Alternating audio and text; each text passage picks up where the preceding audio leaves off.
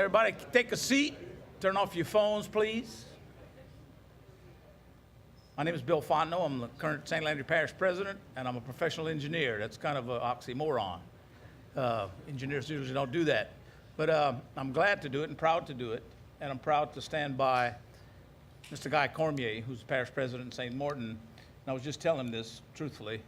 He's been a mentor to me. I've known him a long time, and I worked in state government for a long time, but on the local level, it's another ball game, and he's given me a lot of good advice with his wisdom and experience of his years there, and has come across a lot of the same common issues as we all have in the rural parishes. And we are a rural region, and I'm glad we're getting back to watershed applications, because that's what I lived when I was a kid. My dad worked for the Soil Conservation Service for, well, until he was 75, let's say that. And my grandfather served on the Soil Conservation District, and all they talked about was drainage and watersheds.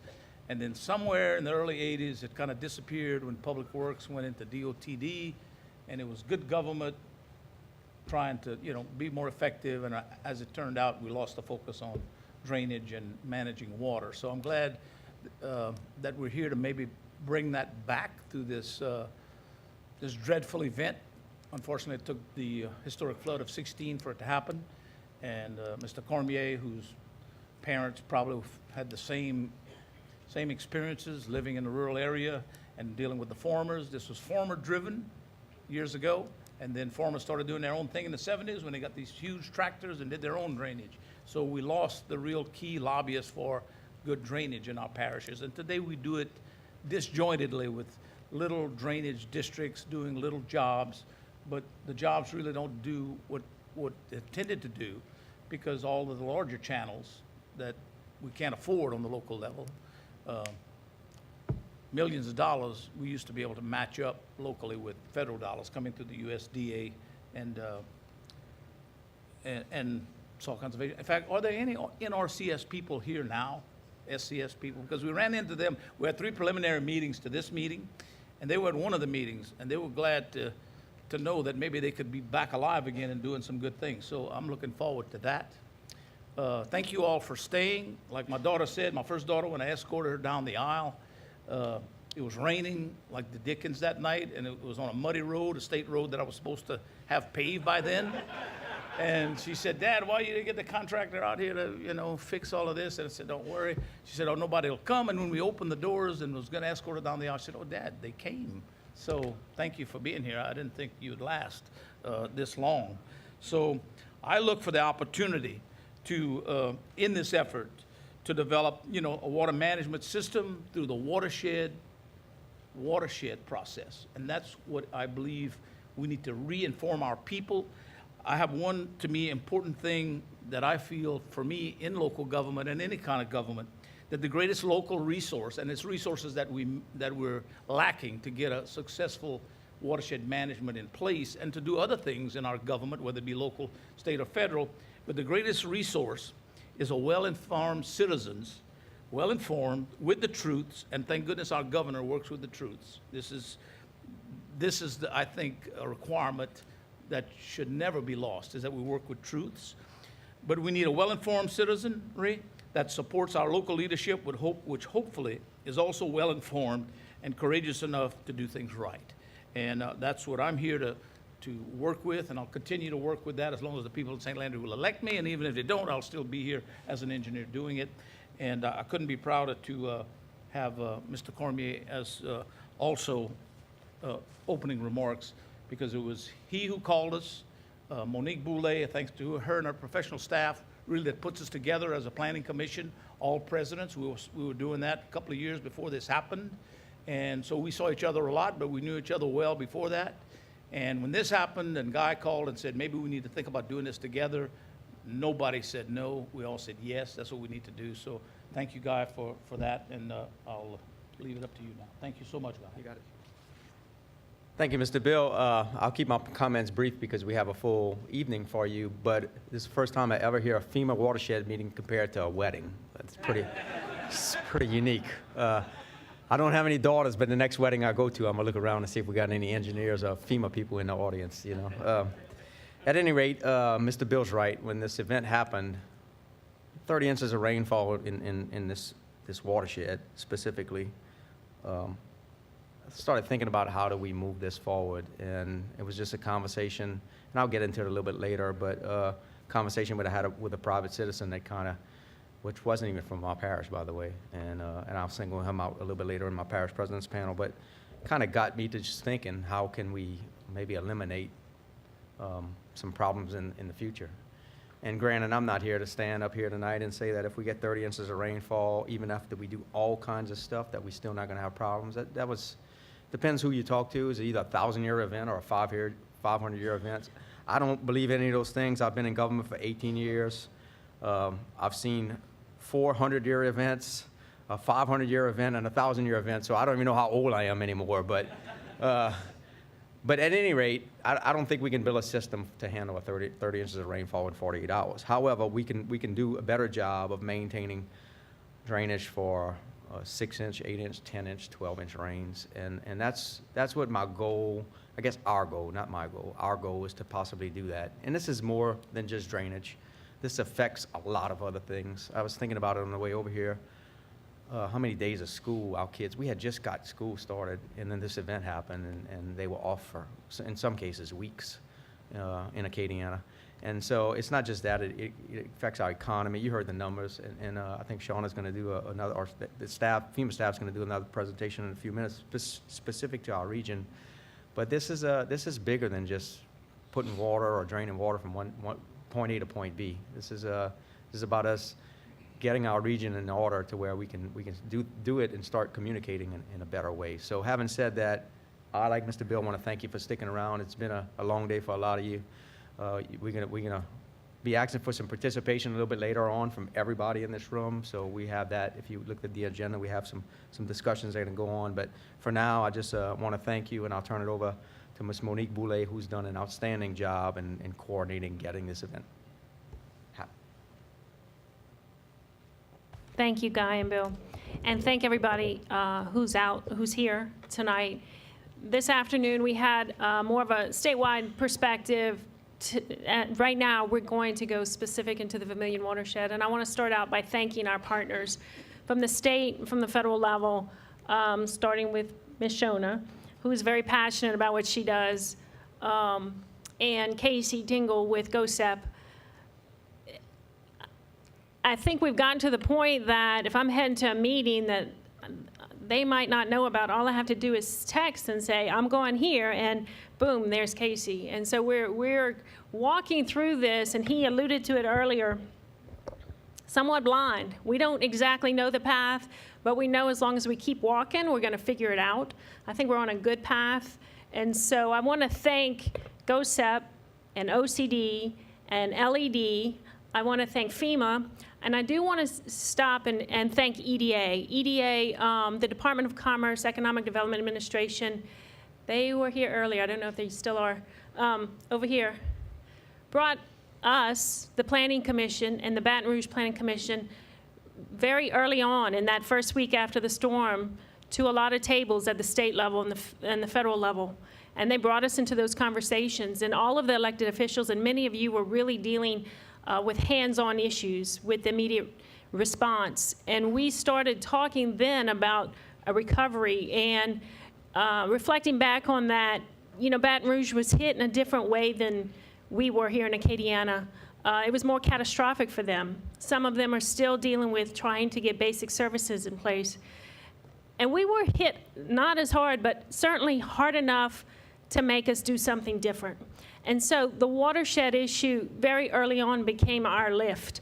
I think they really are carrying housing, maybe not by choice, but this watershed thing for Acadiana we are leading this conversation, and I want to thank all of you and certainly engage all of you in this conversation today and going forward. With that, I'm going to bring Shona up, and she's going to present to you the Vermilion watershed study. Thanks, Monique. I just want to reiterate, thanks for having us. I am very passionate about this project in general, but even about Louisiana. I've worked in Louisiana for 8 years now, not in Louisiana, but in my job back at Region 6, I am the civil engineer, delivers risk map to the state of Louisiana for Region 6. And I've been doing that for 8 years. I've worked with a lot of you and a lot of people around the state, and it's, especially after the past year and a half, it's become home. So I am proud to deliver this today, but it's not just me. We had a team. It was very much a team effort. Carolyn Lasser and Steve Robinson will be helping deliver the Vermilion data to you. They are a lot more familiar with it than I am, and I'm just coming off vacation, so I didn't have a chance to get in depth with it as much as they did. So what we're going to do today is, who's controlling the slides? Oh, okay. Thank you. What we're going to do today is just go over a brief introduction, talk a little bit about watershed characteristics. We tried to make this a little different. Some of you have seen some of our presentations over the past 2 or 3 weeks, so we're trying to give you a different view, different flavor. So we'll talk a little bit about watershed characteristics, land cover, economics, demographics, infrastructure, some of that disaster, non-disaster history, grant history, a little bit about hydrologic and hydraulic analysis and studies, a little bit about the community input that we've undertaken over the past months, and then close it on up. So next slide, please. The Louisiana Watershed Resiliency Study we're calling LAWRS. It actually is 22 individual studies. You guys heard this in the first one. And we are going to focus in on this presentation. This is our hard document that contains the main document, 22 separate appendices, one for each watershed. So we're going to focus in on the Vermilion watershed here. Let's not lose sight that there is community input that went into this, that helped build this, along with, we also have a whole digital aspect to this that will be delivered. I do want to say that in your welcome packets, there is a sheet that tells you how to access. We have a public-facing website where you can go right now and download the report for Vermilion Watershed, along with all the geospatial database that supports that report. It is up there and live, and there's instructions in the welcome packet that tells you how to do that. Next slide. We're going to focus in on structures right now in the entire watershed. We have about 171,000 residential structures that are in the watershed. And of those 171,000, about 36,000 fall within a special flood hazard area, 134,000 outside the special flood hazard area. That's residential. Non-residential structures, we have about 31,000 in the watershed, with about 5,000 in the special flood hazard area and 26,000 outside of the special flood hazard area. And we look at this event alone, and I want to quantify or put a caveat on this data. When we're looking at these numbers here, these are numbers based on actual individual assistance claims and flood insurance claims, where we actually went out and inspected the property and were able to get a depth in there for the residential structures. Now, when we look at the non-residential structures, those are potentially affected. We don't have a rich data source that lets us know for resident. We don't have flood insurance claims or an individual assistance program that allows us to know. So that's just based on structures, non-residential structures that fell within the inundation limits as USGS presented them to us. So, but let's just focus in on the residential data set. We had a total of 5,000 structures affected in this event in the entire watershed, and about 2,400 of them fell within the special flood hazard area. And then we broke it up by depth class. So you can see up there in the 0 to 1 foot class, we had about 1,300 structures in the special flood hazard area, or about 25.9% of the total structures in the watershed. And then we broke it up at 1 to 3 feet, about 961, and then greater than 3 feet, we had 196 structures. And then we break it down back into the out of the special flood hazard area. But again, if we focus in just in the watershed in that 0 to 1 foot category, in those structures, potentially, we had 1,300 structures if elevated an additional 1 foot that would not have been impacted. And again, when we're down at this watershed level, that's pretty significant. So let's move on. This is our flood insurance claim exhibit. And we're essentially just showing by heat map, it just shows the concentration of where a majority of the claims fell. And we had a total of 3,400 national flood insurance claims in the Vermilion watershed. And 2,100 or almost 2,200 of those fell within the special flood hazard area, and 1,200 or so, almost 1,300 were outside of the special flood hazard area. And this is a dashboard. If you were here for the last presentation, this should look familiar. And this has, we've added a few more pieces of information here to talk about. But this is the framework for Vermilion Watershed and the data that goes into it. And I'm going to start us off with the snapshot. If we look at the Vermilion Snapshot, again, this is like a one-page go-to sheet. It's a place where you can go and grab and just see what happened in the flood long after the event has taken place. We've categorized here things like the population in the watershed, how many individual assistance registrations were there for this event, the dollar amounts, NFIP claims. We even categorized the structures that are in the special flood hazard area and outside the special flood hazard area. We found, there was a survey at a recent Association of Floodplain Managers conference, and one of the questions they asked floodplain managers in there, as a survey question, was, do you know how many NFIP policies you have in your parish? And I think only 22% said they had a clue. They weren't exactly sure. So just little things like that communities aren't even aware of the number of insurance policies that exist. So we try to capture that on that snapshot. Now it's changing. Of course, it changes day to day. But this was up to date as of, Chris, what month? Do you know off the top of your head? February 28th. We stopped the data collection, and we had to stop it somewhere, so it was February 28th. On the snapshot here is a breakdown of disaster grants that have been issued or granted within the watershed, and we break it down by CDBG based on information provided to us by Office of Community Development, or CDBG's Community Development Block Grant. 404, that's just Hazard Mitigation Grant Program, FEMA Hazard Mitigation Grant money.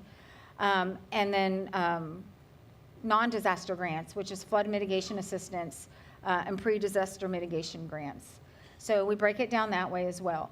And then we've got this breaks down all the NFIP participating communities that fall within the watershed. And then we break down the community name along with the community ID, the NFIP community ID number. And then we break down the repetitive loss that's located in each community, individual assistance that's received in each community, and the NFIP claims. And I think I transferred to Carolyn at this point. So this is Carolyn LaWRS. She's actually a local hire. We snagged her up back in January. I don't think she probably totally understood what she was getting into. But she has been integral and key into this entire study. So she's going to take it over from here.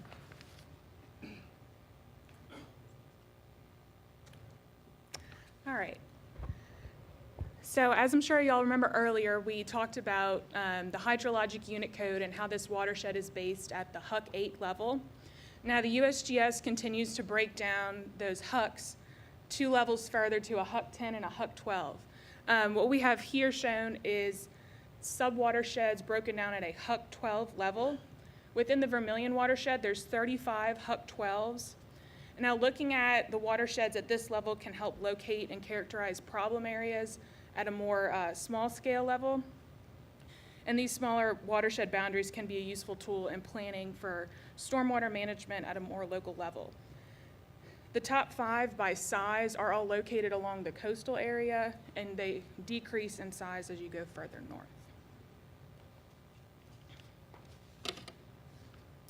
The Vermilion watershed is just over 2,000 square miles in size. Elevations within the watershed range from over 160 feet to negative 19 feet, NAVD 88, which is the datum we're using. This map shows the elevation based on LIDAR data. You can see the highest elevations are along the terraces in the northern portion of the watershed, and decreases to the south. Lafayette area, just as a gauge, is ranges from 20 to 40 feet in elevation, And we have the highest point is located on the Salt Dome Islands and the lowest point in Vermilion Parish. And much of Vermilion Parish and Iberia Parish is dissected by these remnant river meanders and sloughs that really create kind of a dynamic elevation that make a significant difference during these flood events.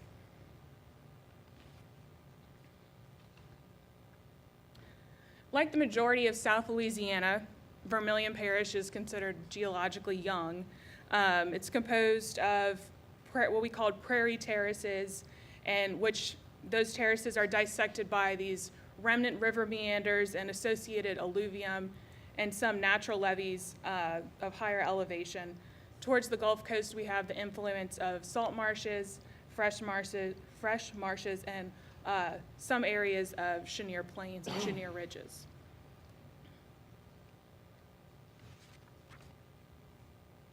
One of the challenges that's pretty unique to Vermilion watershed that is not much of an issue in the rest of the areas considered for the pilot is the influence of subsidence. This map here shows the different subsidence zones within Vermilion Parish. They're color-coded to show the different ranges. Subsidence is not a uniform thing. It doesn't happen at a consistent rate over time or space. So this shows the different zones and the different rates in annual millimeters per year across the watershed. As you can see, Zone 15 is that coastal area, those tidal marshes, and then Vermilion Bay area ranges from 1 to 15 millimeters, and then zones 14, 16, and 17 are a lot smaller, but still significant. So the coastal subsidence kind of leads to this inland advancement of the Gulf and the shoreline. And so as we have that encroachment of the Gulf and we have a urban sprawl to the south, we kind of get caught with where's our water going to go, how's it going to drain? So that's another issue to consider. As mentioned earlier, this study covers multiple soil characteristics. This map shown here is the soil drainage class map. We also characterize the hydrologic soil groups, soils infiltration capabilities, and flood frequency classes. This shows that most of Vermilion Parish is either ranges from somewhat to very poorly drained. Now this shows the capability of the native soils to remove water from the soil profile and off-site. And you can see how granular and dissected the changes are just within the Lafayette and Vermilion areas due to these old river meanders, and you can see that evident in the flood impacted areas. The study also catalogs natural resources, including parks, forest, and wildlife areas, state parks, state wildlife management areas, state wildlife refuges account for over 90,000 acres within the Vermilion watershed.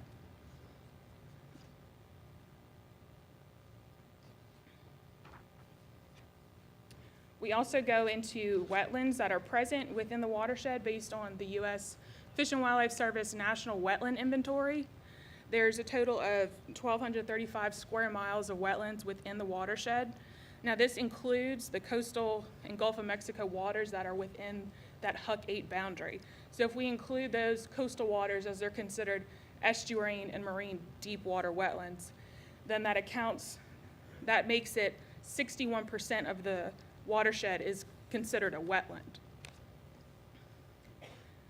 Wetlands downstream and within urban areas are particularly valuable to attenuate stormwater discharges due to increased impervious surfaces. And the loss of wetlands, either to development or subsidence, results in the loss of critical functions of stormwater abatement and water quality improvement. Now, we did a rough calculation based on the comparison of hydric soils within the watershed to current day wetlands, and consider that any loss in any unaccounted for hydric soils was considered a wetland loss. Now, it's a rough calculation, but based on that, there was a 28% loss in wetlands within the Vermilion watershed since pre-settlement times.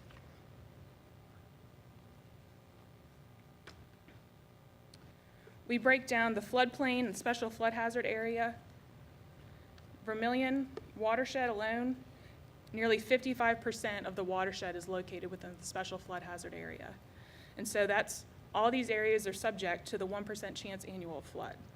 You can see the breakdown of the percentages, and then we also have the added risk of the coastal velocity and wave hazard with the VE zones along Vermilion Bay.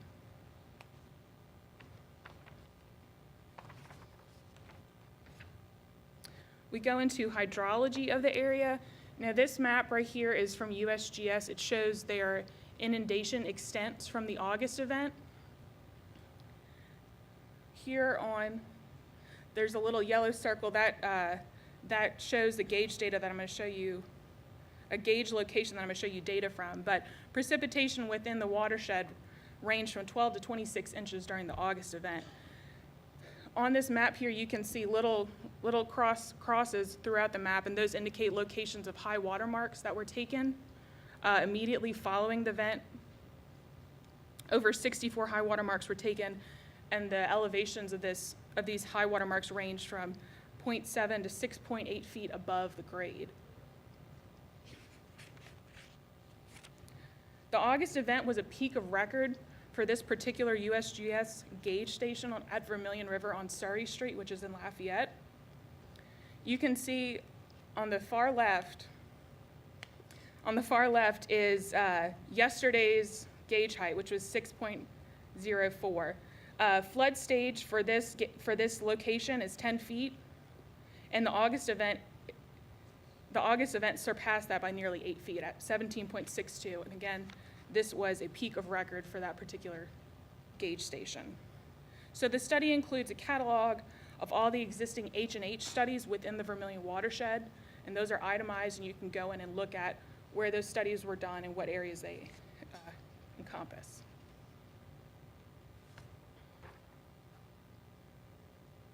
We also cover the aquifers and water wells, and you can see just the prominence of the domestic water wells within the watershed that by far surpasses any other use, but we have all of the water wells, the particular aquifers that they pull from in Vermilion. It's either the alluvial or the Chico Terraces aquifers, and their use by each well.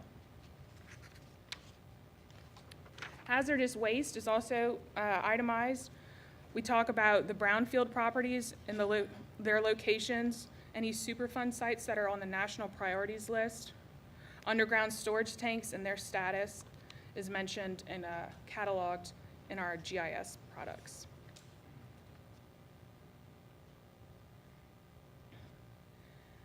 Getting into land use and land cover, again, this is data from the National Land Cover Database. This particular map breaks down the increase in impervious surfaces based on that HUC 12 area, so smaller subsets of the watershed as a whole, and it breaks down from yellow to red, the increase in impervious surface increasing, red being the highest increase. This is, again, from 2001 to 2011. You can see the increase in impervious area in the main Lafayette area, but also near New Iberia and Iberia parishes, and the location of that actual development. And again, this increase in impervious surface leads to increased stormwater runoff and decreased infiltration, which is what we're all talking about today. This is the National Land Cover Database broken down by land use type. This is from the 2011 data set, and it itemizes what the land use at that time was. So you can see kind of the colors broken down here on the right. A lot of ag lands closer to Lafayette area. We have medium, low, and high developed intensity areas. And we also have the change broken down by type from 2001 to 2011. So you can see the impact, what was the increase in low, medium, and high density development, as well as increases or decreases in wetlands, agriculture, forested areas. Dams and levees are also itemized in the report. The names, locations, and details of these dams are listed within the watershed report, and you can see more details on that. And this map shows their general locations within the watershed. And with that, I will turn it over to Steve Robinson to take from here.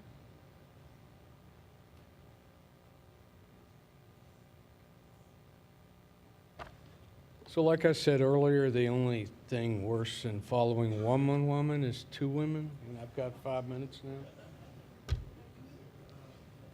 Anyway, I'll get us back on schedule. We saw this demographics and social economics slide earlier, but what it does address is it address poverty levels, key facts relative to average age, disabilities, whether or not a household has transportation, their levels of education, also different classification of businesses and employees, and then levels of income for the watershed based on different categories of income.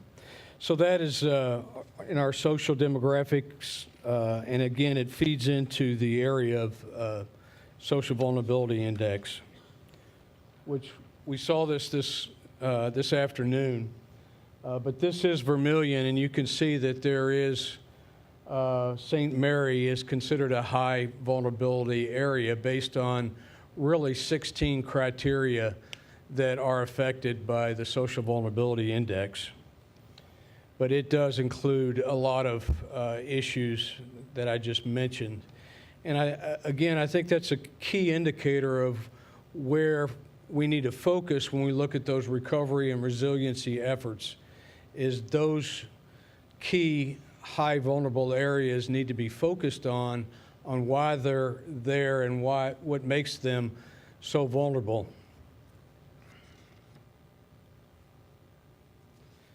We saw this graph earlier. Again, Vermilion, you can see that this shows a totally different profile from the categories that we saw earlier. $24.7 million a day on mining, quarrying, oil and gas extraction. So you can see for this watershed the huge influence that oil has compared to the overall graph that we showed this afternoon. The other influences are manufacturing at 14.7, real estate, rental and leasing at 9.1, healthcare and social assistance at 4.0, and public administration at 3.8. Maybe that means our government's too big, I don't know.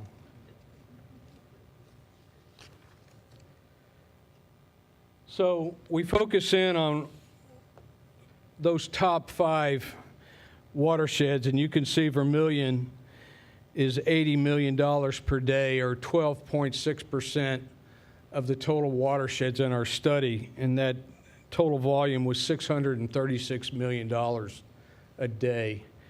So those are huge numbers. And again, addressing those top 5 categories of industry at the bottom, I just found that to be very substantial and very awakening to the amount of money, gross domestic product, that is flowing through the watershed per day, and particularly how it's affected, and how the panel showed this afternoon those effects of what the flooding does to the school systems, to the retail industry, to transportation, oil extraction, all of those categories. If you take GDP and you, as we showed earlier, and you put the flood extent over the layer of GDP, you come up with the affected amount of money relative to industry and jobs. Don't let me get you again. But here's your jobs that are affected, and there's the amount of income that's affected based on this flooding. And there's an area here that was flooding, but we weren't able to just accurately capture those high water marks into that area with USGS. So again, I think that's kind of indicator of a place to start when you see what is the effects on what's driving the amount of that gross domestic product.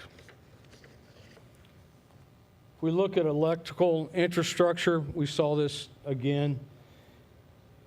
There's quite an impact on substations, electrical generation units, and major transmission lines, almost 500 miles.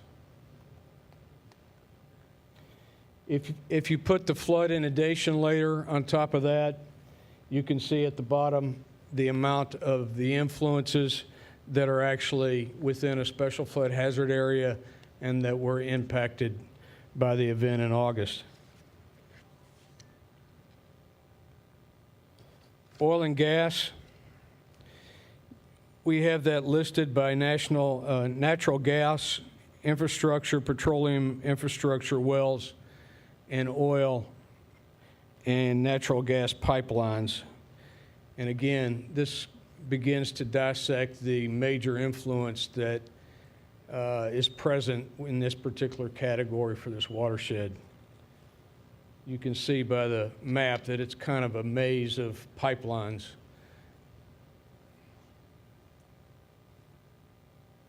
Again, we were able to overlay that with the flood inundation layer and able to look at those particular wells and the pipelines that were affected by the flood inundation. Transportation, you can see the information listed there.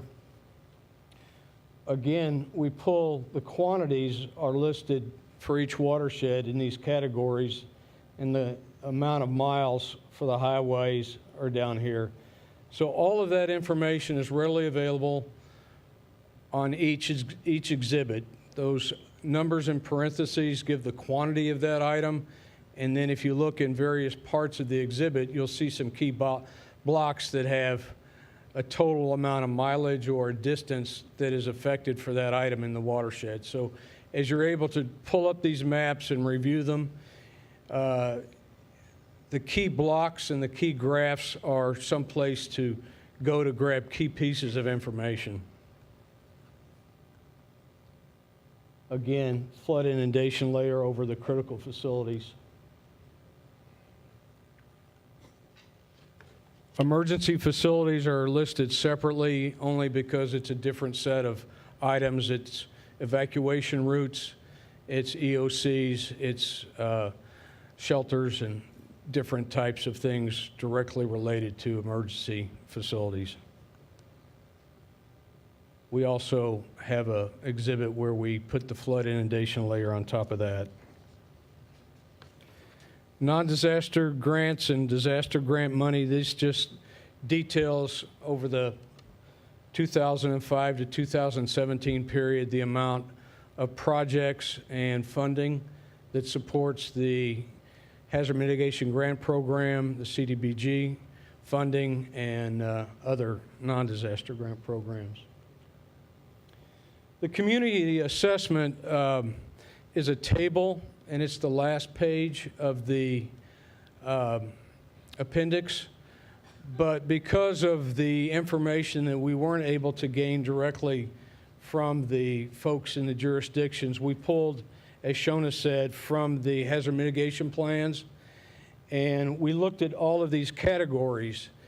And these categories have multiple subcategories where we simply say yes or no, whether or not that municipality or that community has that particular asset in these categories. So in most cases, this is a table that's probably 4 or 5 pages long, and there's generally about a page each for each of these individual categories. So at this time, I'll turn it back over to Shona.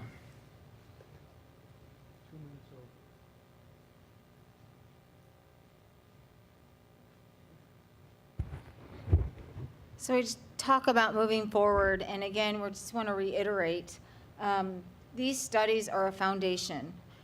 We had limited capacity and limited resources. We did what we could with the data we have. There are still, and the watershed actually catalogs it in the report. There will be areas, for example, when I spoke about major bridges and culverts, there are areas that really is going to require that sort of inventory and documenting at that watershed level with the stakeholders in the watershed level. These are just a foundation meant to be built upon, added to, refined, moving on. They are a living document. So just working together as communities within a watershed. Reiterating, recovering resiliency requires shared goals at a watershed and regional level, considering what you do and how it impacts your neighbors. Building codes, stormwater management, higher standards, green infrastructure, land use planning. Those are all key strategies. It's not one or the other. It's a combination of all of them working together. Hard projects, soft projects working together and looking into the future. Building a stormwater detention pond now, or regional stormwater detention pond now, or floodways. We heard lots of talk about building a floodway to collect water. Does no good if you're not planning the runoff that's going to come from the future development that's going to occur over the next 25 years. Got to plan for that now so we're not facing this again or facing it as at the level of impacts that we're facing it today.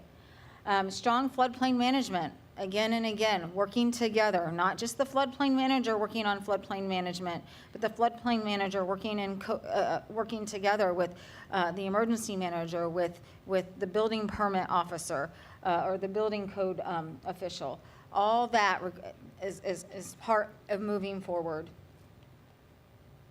And there's our slide. Tomorrow's floodplain is here. Not thinking about the future. If you don't think about the future, this is what you have. Plain and simple. So thank you.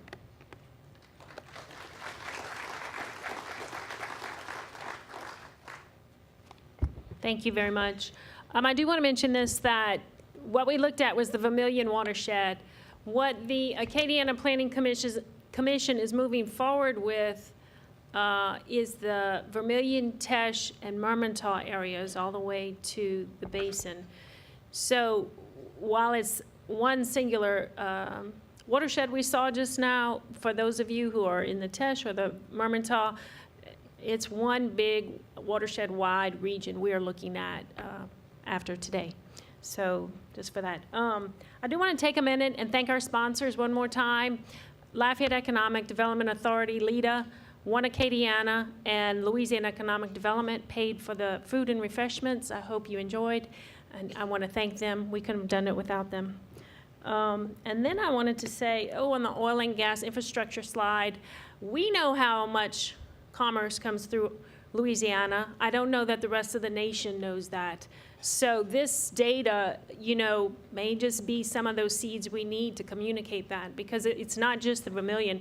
That commerce stretches out beyond the Vermilion watershed, and we are much more valuable, I think, than from a commercial perspective than the country realizes.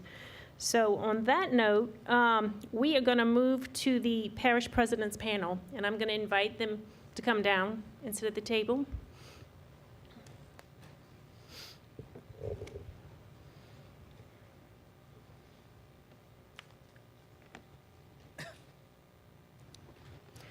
So one of the conversations that I've been having, particularly this week and in a lot of our preliminary meetings, a lot of the people from the state and the federal agencies and even some of the scientists I've been talking to get very excited about our governments working together.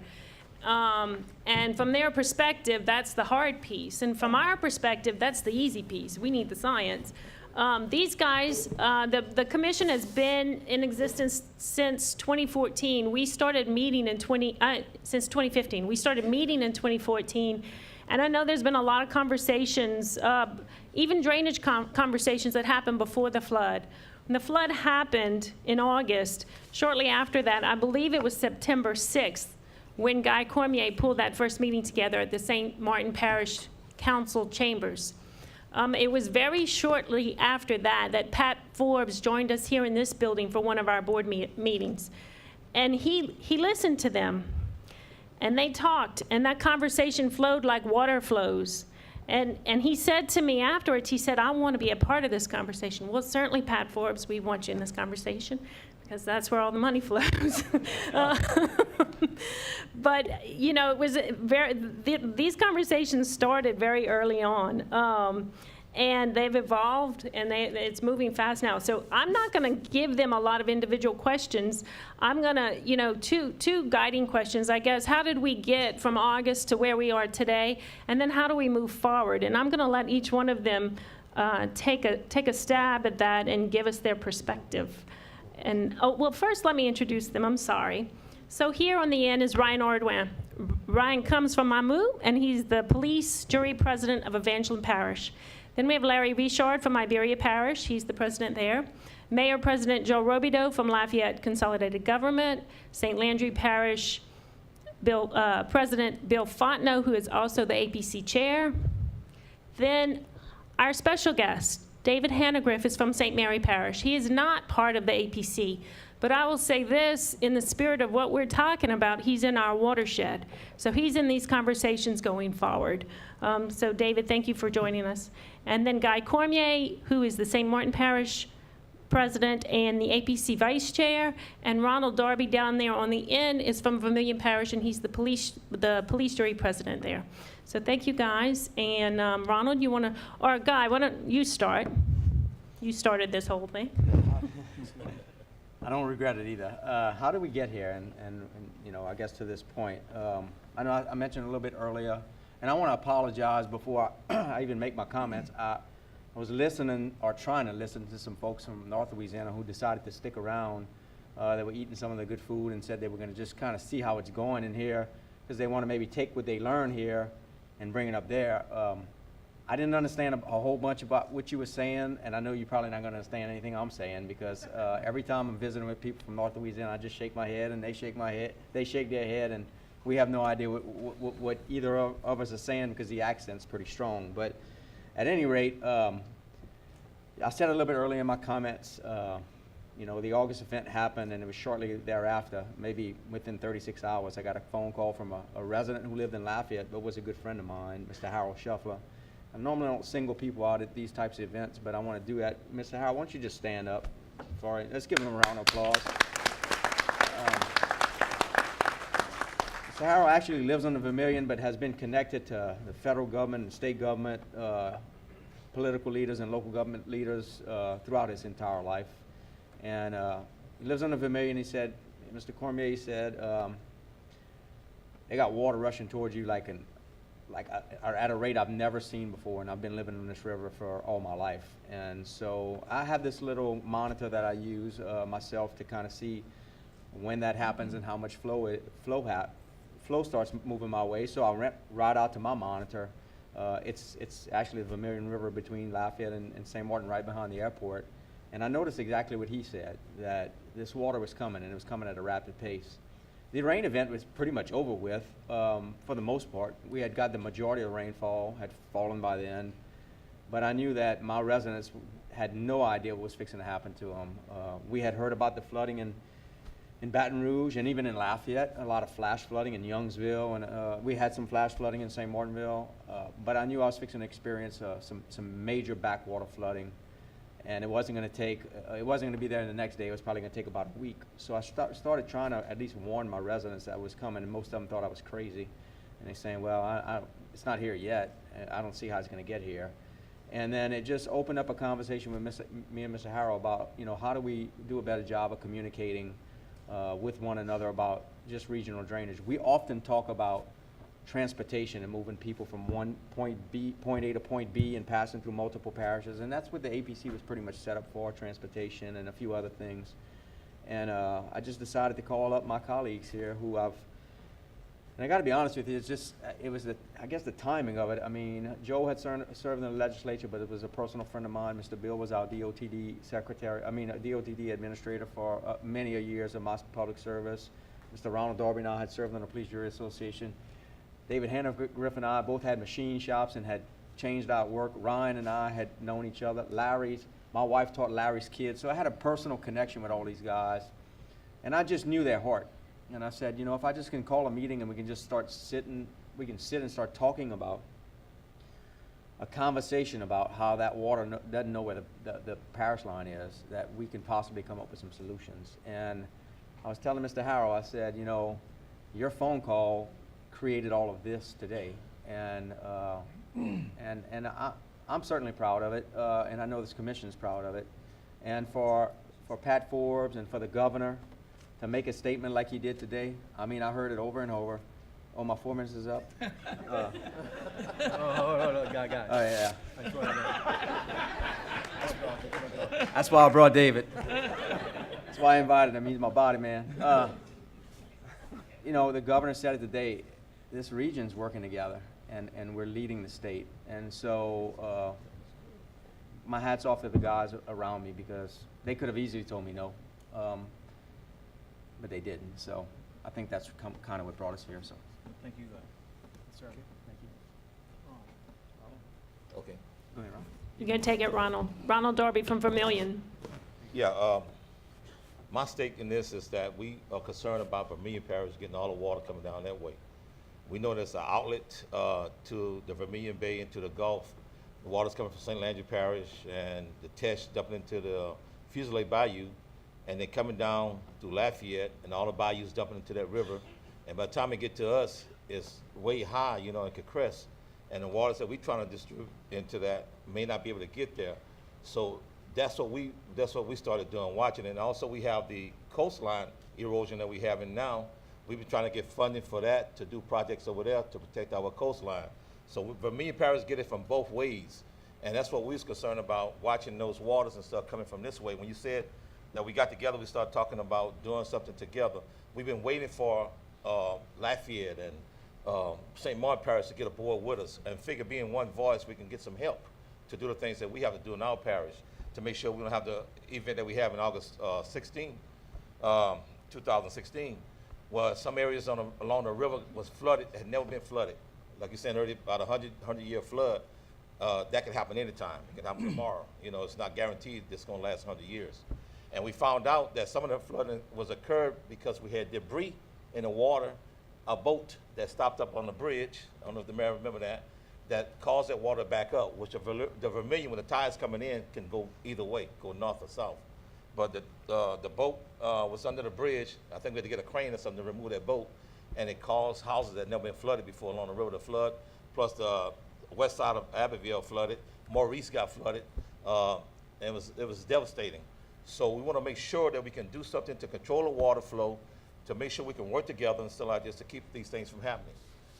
Like I said, in the coastline, we have a eroded coastline, and it's constantly coming inland. And we want to make sure that it don't get too far inland before we build a levee.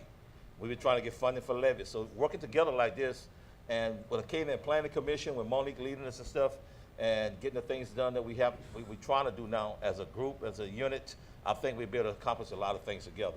So that's my stake in this, and our Vermilion Parish stake, because we're concerned about the flooding and the waters coming our way.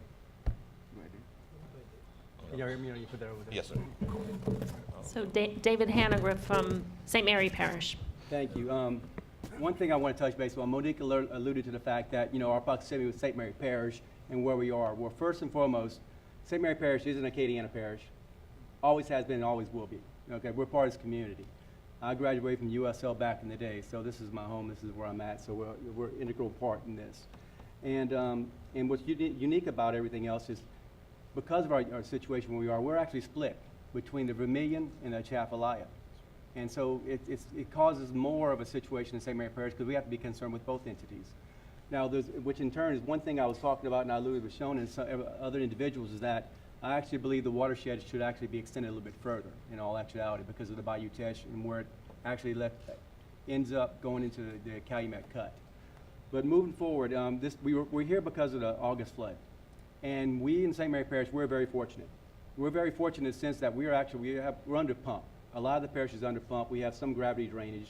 But for the most part, when this event was coming, we pumped everything down.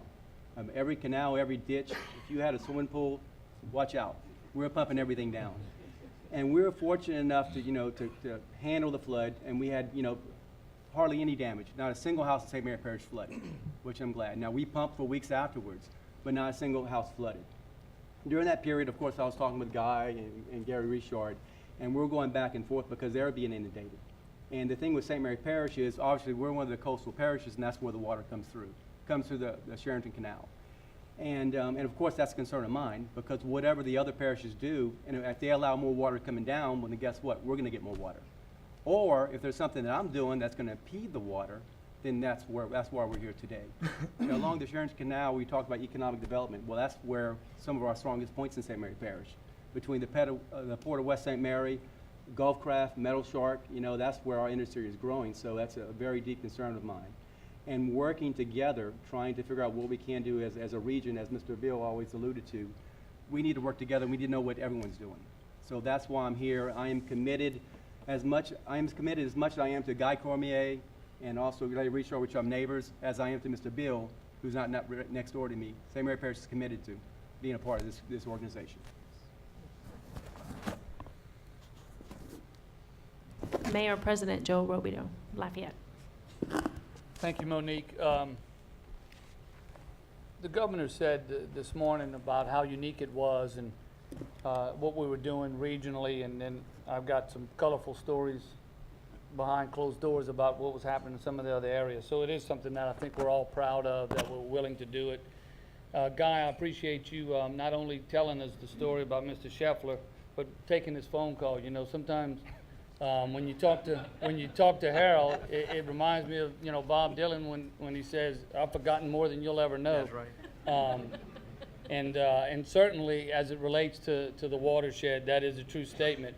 But there's a lot to be learned from those conversations, and the governor talked about how the formula that they used to allocate the money, and it brought me back to the meeting that we all had, where it was like, all right, if there's hazardous mitigation money coming, how do y'all want to handle it? Does each parish want to get its sliver of the pie and go do whatever projects fits for them?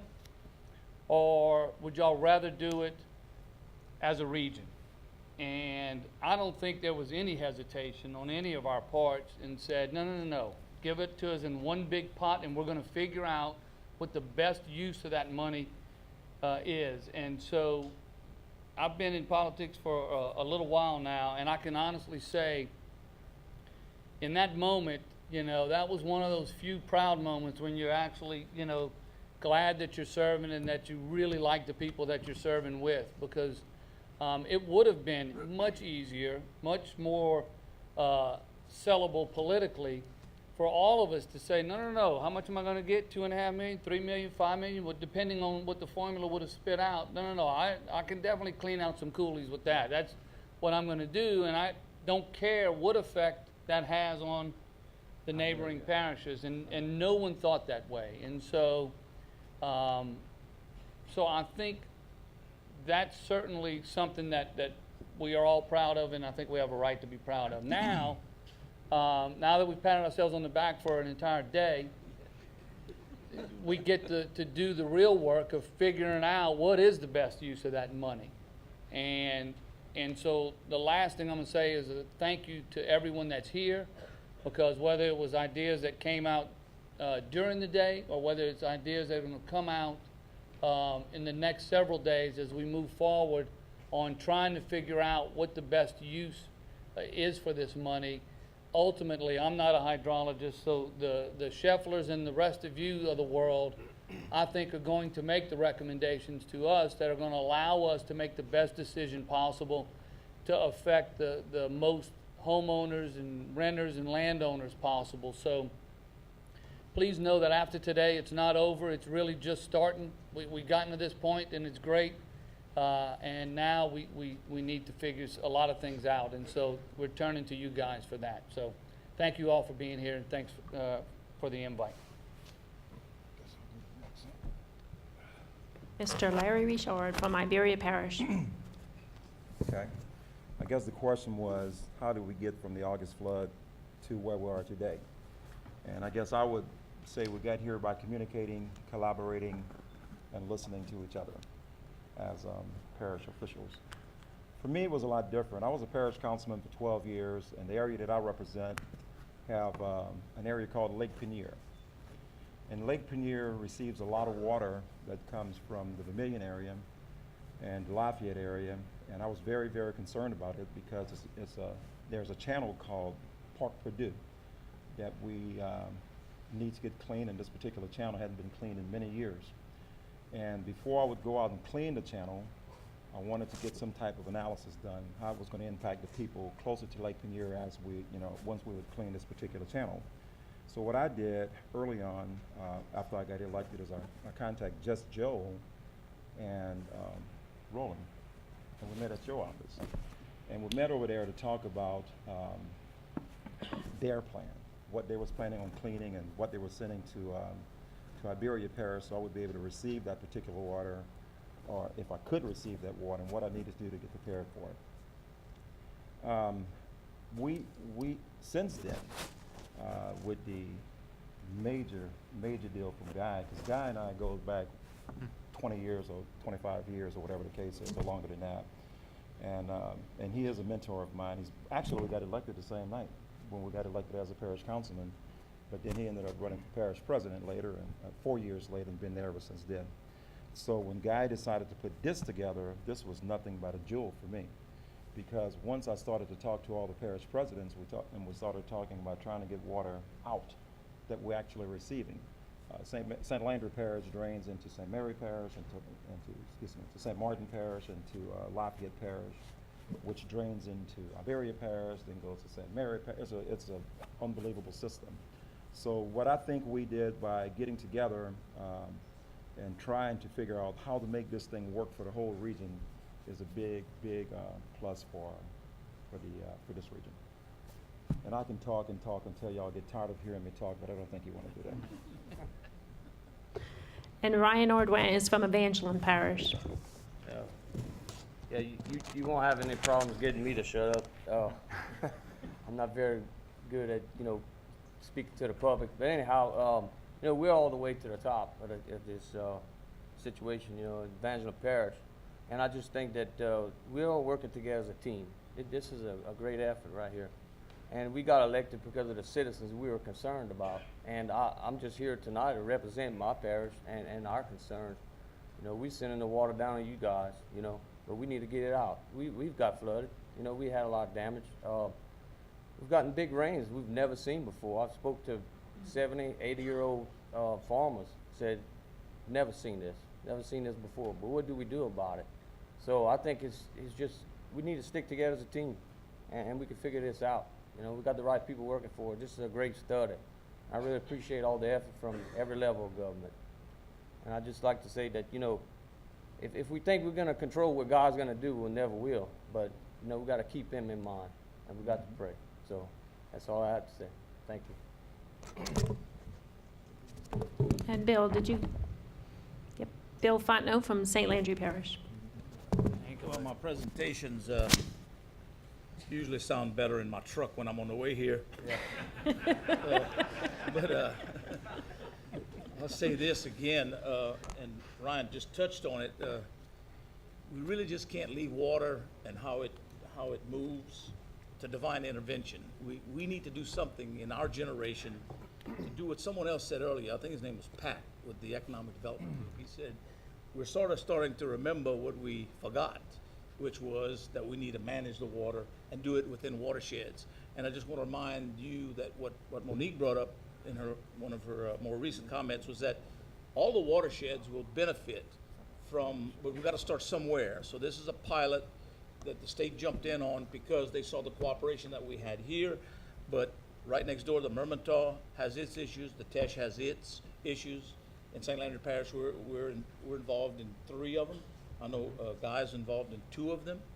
And so we will not, as I understand it, and I'm sure we'll work through that, we're not just going to proceed with having everybody wait on the good things we're going to develop and the good processes and strategies we're going to be working on. We're not going to let the other basins wait on taking advantage of the things that work, that we find that work. So I think we will be able to move them in tandem when there's money for the other watersheds available. We'll share all of this good work here and hopefully be the model that does work. So because we are a state of water. Louisiana's a water state, like someone mentioned, all the bridges.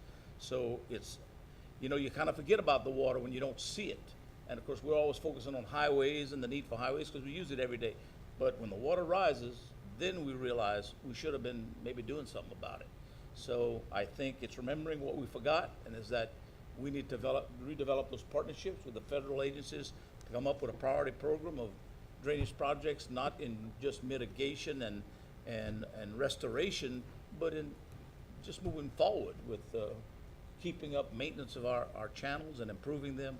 And certainly, you know, environmental impacts are something that also kind of threw a cold shower on big major drainage projects in the last 30 years. It's tougher to do things with all the environmental laws, but I believe we can get past that with our smart engineers here that live and work here, that have done a lot of it.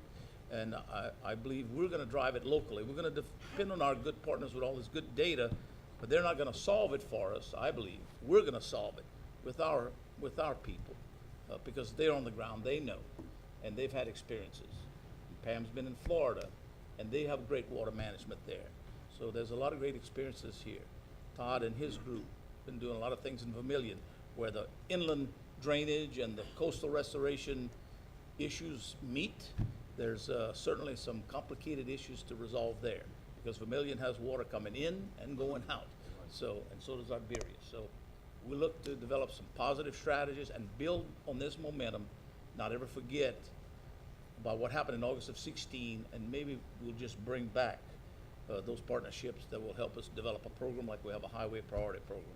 And of course, we'll struggle with the funding for that as we struggle for all public funding, but that's okay. At least it'll be on the menu. So that's what we're looking for. Okay, thank you, guys. I kind of feel like, yeah. For all the people who have told me what a great job I've done, I think I've just given my secret away. These guys, it's not hard to get them together. We've never had to twist an arm or have an outside conversation or anything. It's just bringing them together, and that conversation flows and that collaboration flows. So I want to thank each of you for what you do and how we move forward. So you see, we have our governments together. To us, that's the easy part. I said that earlier. The hard part to us is, can we actually lower the floodplain, and how can we do it? Who will our partners be? How do we figure this out, and what are the projects that we do? That's where we sit right now. And so this next panel, which we're going to transition panels, is called Living with Water. And I'm going to go ahead and introduce Justin Aaronworth, the President and CEO of the Water Institute of the Gulf. And I'm going to let him take the panel.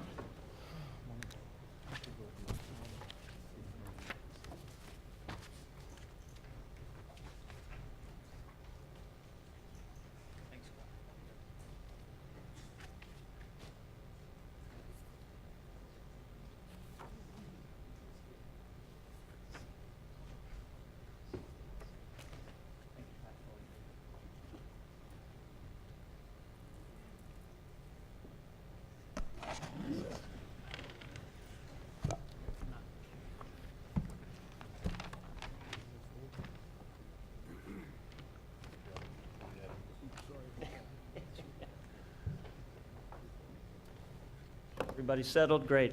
Well, good evening. Is everybody hanging in there? Good evening. Great. This has been a very exciting day, now night. My name's Justin Aaronworth. I'm the President and CEO of the Water Institute of the Gulf. And if you don't know us, we're an applied research group. We've done a lot of the modeling and science analysis for the coastal master plan in the state, and have been excited about this for quite some time. So there's some professional reasons that we're really excited about this. Personally, I'm from Pennsylvania originally, but I married a woman named Dana Dupre from Opelousas. And so it's personal. What Dana actually told me, and it would have helped Monique, you in the introduction, she said, you know, you'd do a lot better here if you took my name, Dupre, instead of Aaronworth. People could actually pronounce it and figure out what the hell you're saying. And so I'm still trying to take her advice. But and my mother-in-law, Janet, Miss Janet, she's a school teacher in Lafayette Public Schools. So I remember last year, while we weren't here, we remember it very well. And I'll only disagree with Monique on one issue. This notion, she said the governance part is easy. And to introduce this panel, that's one of the issues we're gonna deal with, and I'm about to introduce our distinguished panelists. I don't think the governance part is easy. I think what you've done is remarkable. And what that panel that we just saw, in my job, I have the great opportunity and good fortune to do a lot of work in other parts of the country and other parts of the world. And in fact, we were just, we had a group of state officials just over in the Netherlands a few weeks ago, and we were talking about flood modeling and this set of issues generally. And we were talking to our Dutch friends who have been doing a lot of work on this set of issues for the last 800 years. They've learned a few things. And we asked, what's the hardest part? And they said, by far the governance, by far bringing people together. What you just saw up here, that does not happen. It's remarkable. So I hope everybody appreciates quite what an accomplishment that is. It's really just a fantastic thing to see. Let me now really introduce our panel. We have a great group of people, and we're going to ask them a little bit about governance and a few other issues. Mark Dubrock from Lafayette Consolidated Government and Public Works. Next to him, we have my friend Michael Ellis, the Executive Director of the CPRA. Next, we have Pat Forbes, my friend, who is the head of the Office of Community Development.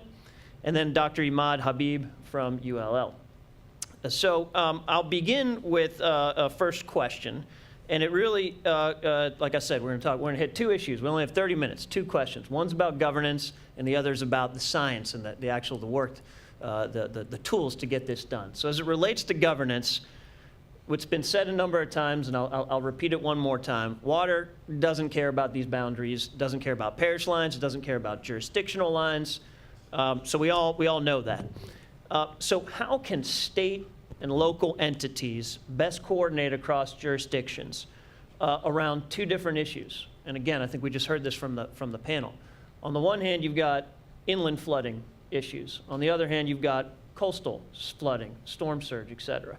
What are the best strategies in your views to consider both of those issues at the same time and put the best strategies forward?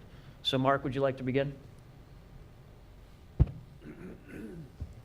Yeah, I'd like to first say that I'm the least qualified panelist up here. A month ago, I owned a small consulting firm, and for 3 weeks, I've been Director of Public Works of Lafayette Parish, thanks to my friend and boss, first boss I've had in 37 years, Mr.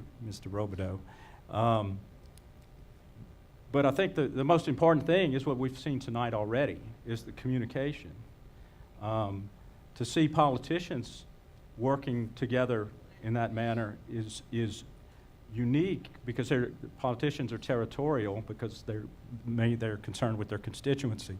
Engineers, I think out more in line with watersheds. We think of boundaries created by the parameters that we're working with.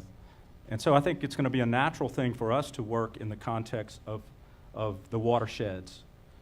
But with that said, we don't communicate as well as politicians do in their verbal communication. And I think it's going to be inherent on us to be conscious of that and working together directly and being overt about it, making it a point that the most important thing we can do is be aware of our neighbors and how the things that we decide to do affect everybody around us. Thank you.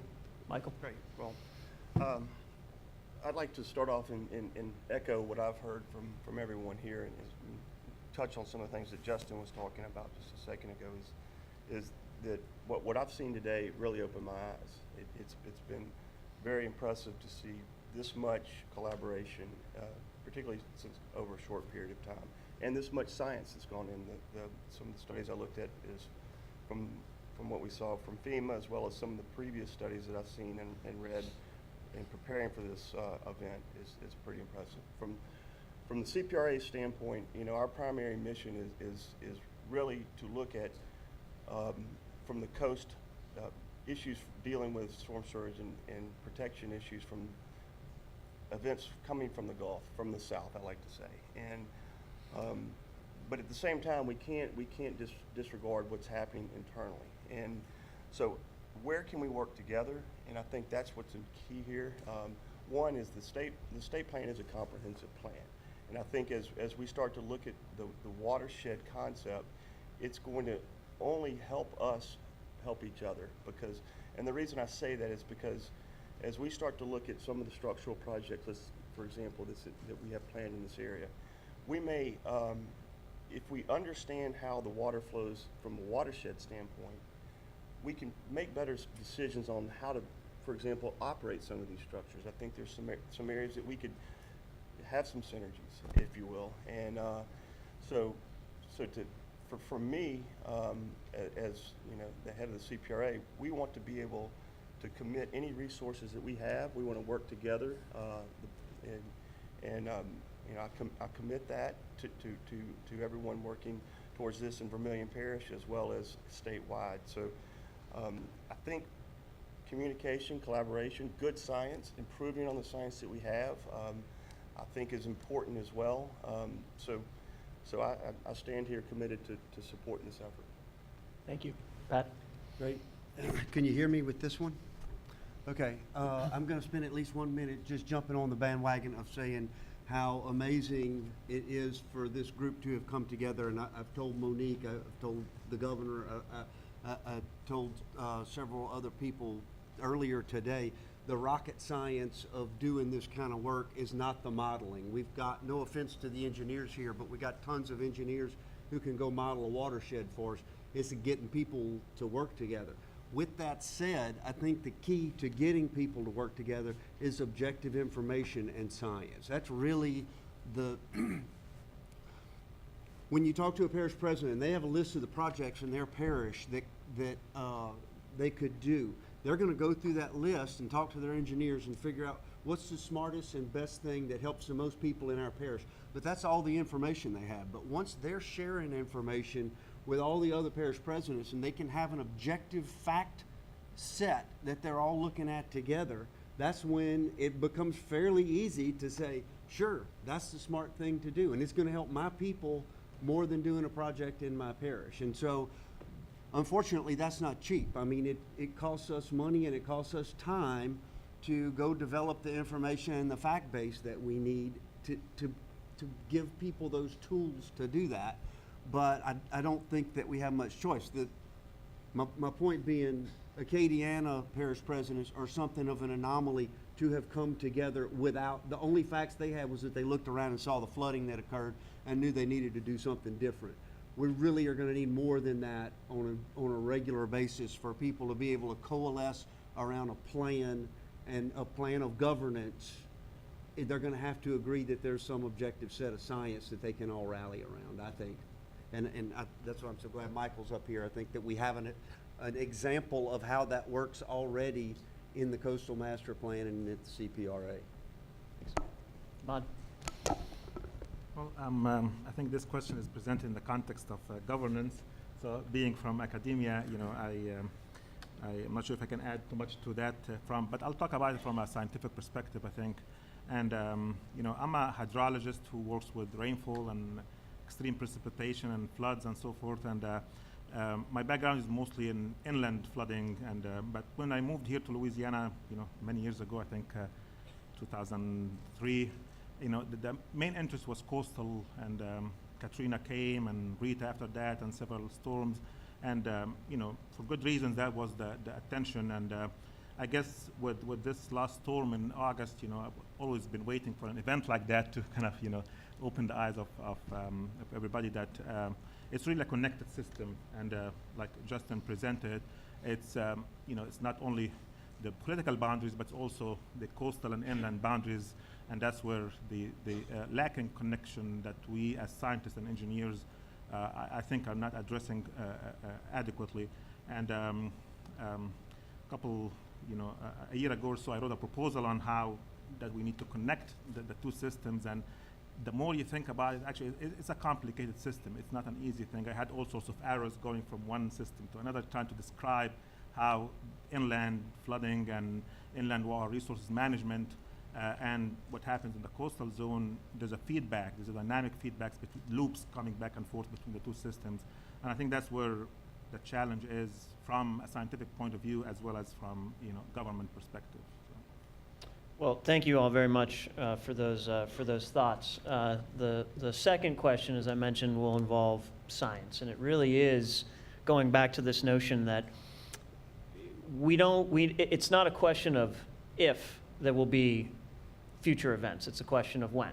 And given that, how do we ensure that we are most prepared? How do we ensure that citizens, that leaders, that first responders have the information and the tools that they need? We need updated, I think as we all agree, we need updated flood models. We have the ability to do real-time forecasting. We really can be able, if we have the models in place, we can show on top of Google Earth, an animation, and show where the water is predicted to go 1, 3, 5, 7 days out. That technology exists. But in order to get from where we are today to being able to use all of those tools, that's going to require additional investment in science and in analysis. And there's always competing pressures for these limited resources. So the question is, given that these resources are constrained, how do we best ensure that we take this holistic regional approach and make the necessary investments now? Do you want to begin, Mark?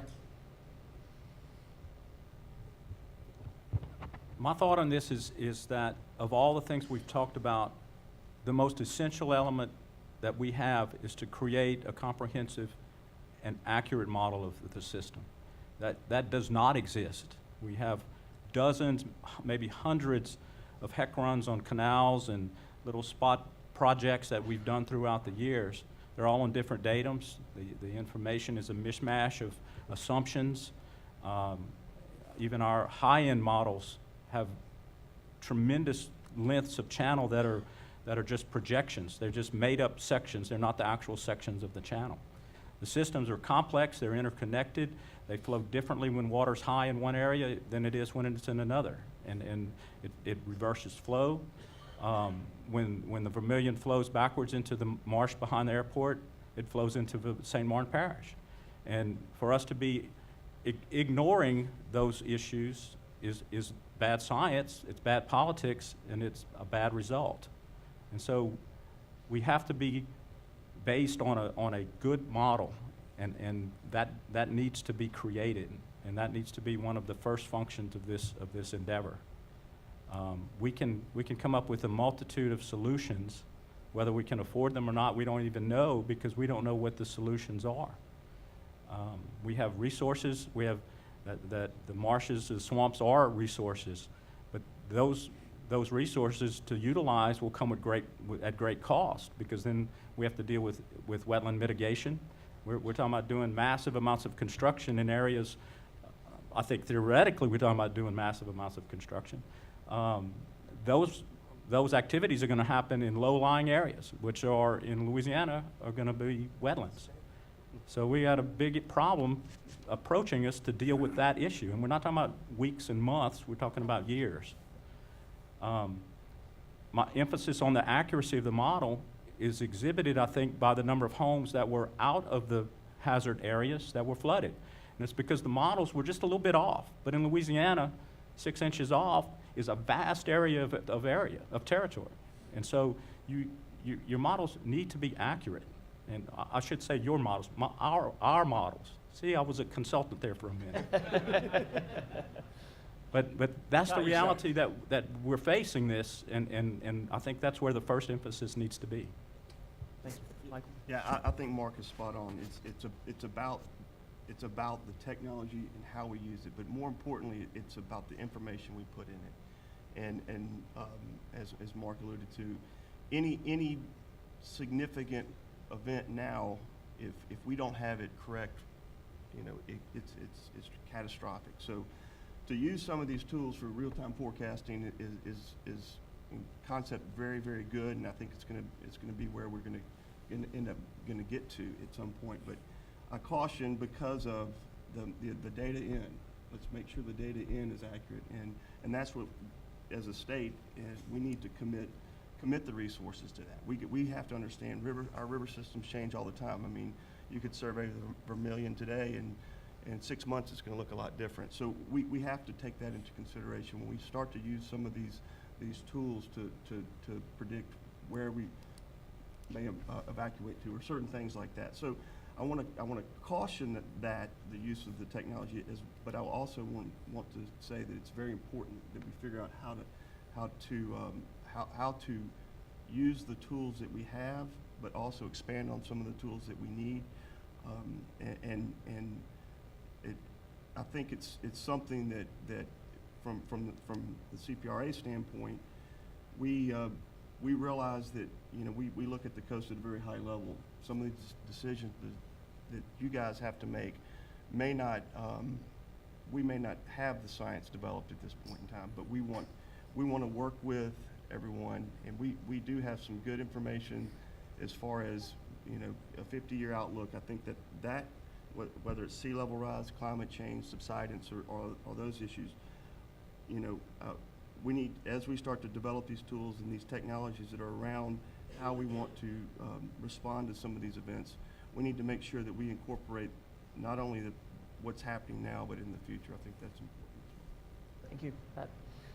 I'd say if we are talking about limitation of resources, not only do we not have the resources to go build the things that we might know today could help us, we don't even have the financial resources right now to go figure out what those things are that would help us. So the first step to me is marshaling the resources, and I think this governance, this watershed approach is the way to do that. If you get groups of parish presidents and mayors and drainage districts that are all in the same watershed and are all working together and have a common cry that they don't have enough information to make smart decisions, but they want that. They don't want to go keep doing the same thing that they've done over and over again.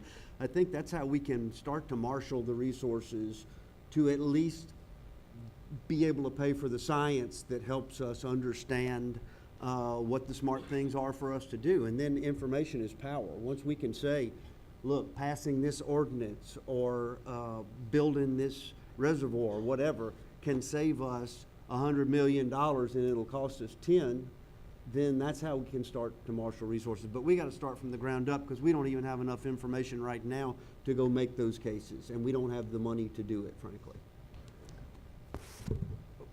Mark, please. Well, so I would reiterate what the panelists said about the need for improved models. I think everybody agrees on that. And, you know, Michael just said that, you know, the model is as good as the data that comes into it. You know, that's very much true. And I would, you know, claim that this is one of the most missing, you know, elements here in the effort that we are trying to build in South Louisiana, or Louisiana in general. Lack of data, lack of technical data, measurements on rainfall, on floods, on river gauges, on all the different suite of processes that govern the flooding processes. And I know that, you know, CPRA has been very, on the cutting edge with that, with developing these coast-wide systems for monitoring, and we need to push this effort, you know, inland as well. You know, if you look at, you know, the data that we have in Louisiana here, you know, river gauges or rain gauges are very few compared to other states in the country. There's no doubt about that. And just like as we leading the effort in governance and improving how we govern our parishes and watersheds, you know, we do need to do something similar in terms of monitoring and collecting data. And I don't think it stops at technical data. It's information in general, and I think that the governor this morning, he put it really well in one of the objectives. I wrote it because I was very excited to hear it from him when he said that one of the key objectives is to actually develop coordinated approaches for information gathering and sharing.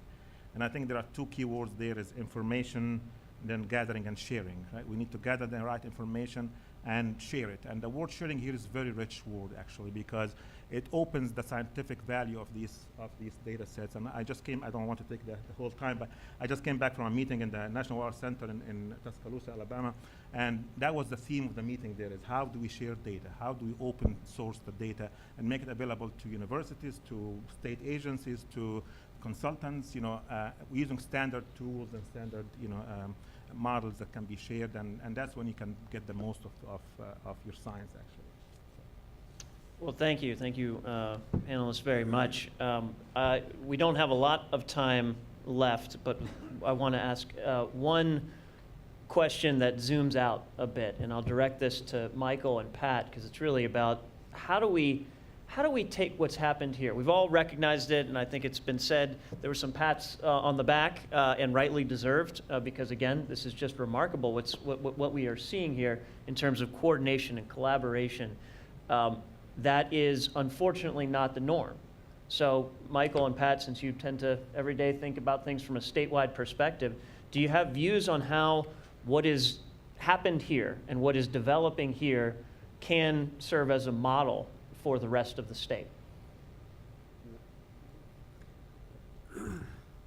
Sure. I think the most obvious answer is examples. That's why people do pilots. That's why we're doing these pilots, is that giving people examples that they can look to see the benefits gives them a way to go. Do we have time to do that? I don't think so. I think that the uniqueness of Acadiana to me was that not necessarily that they were able to get together, but that they pulled together without prompting or suggestion. I think there are absolutely watersheds all over the state that if we can just go start to talk about this model, we don't have to have proved everything that the model is capable of doing. We can go start to talk about this model in other watersheds.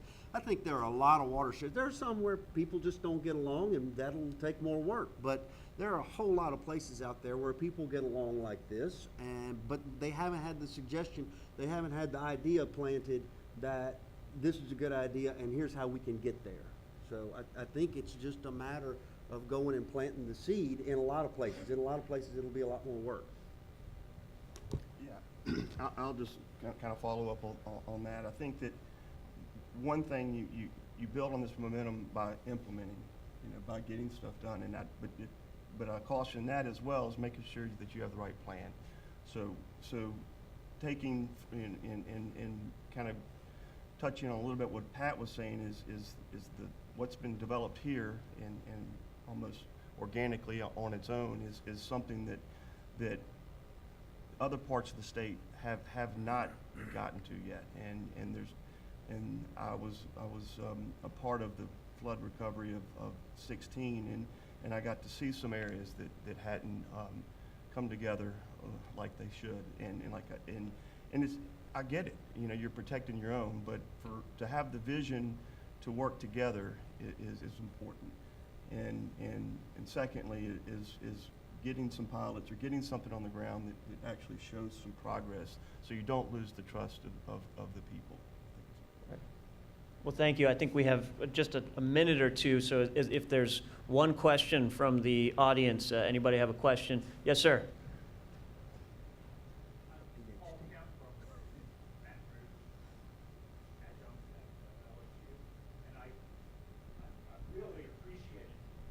I've really appreciated everything I've seen today, because it is quite different over on my side of the basin.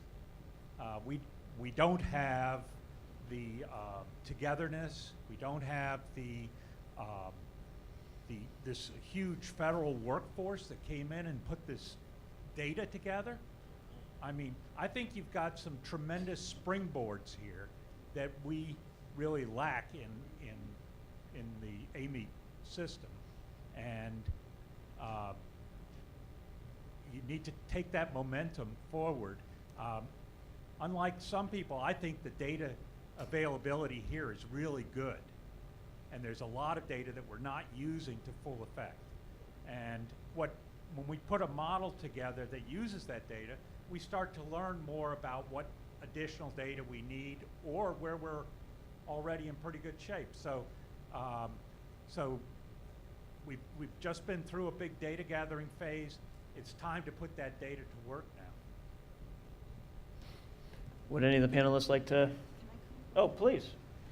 I just want to clarify that what we did here, we also did for AMET. So, and that's available now up on that public facing site. So I'm not sure, what I heard is you didn't feel like we had this big federal workforce that created all that data together, and we did do that. So, and that your watersheds over there were included in that. So, and it's available now. Amy is at least.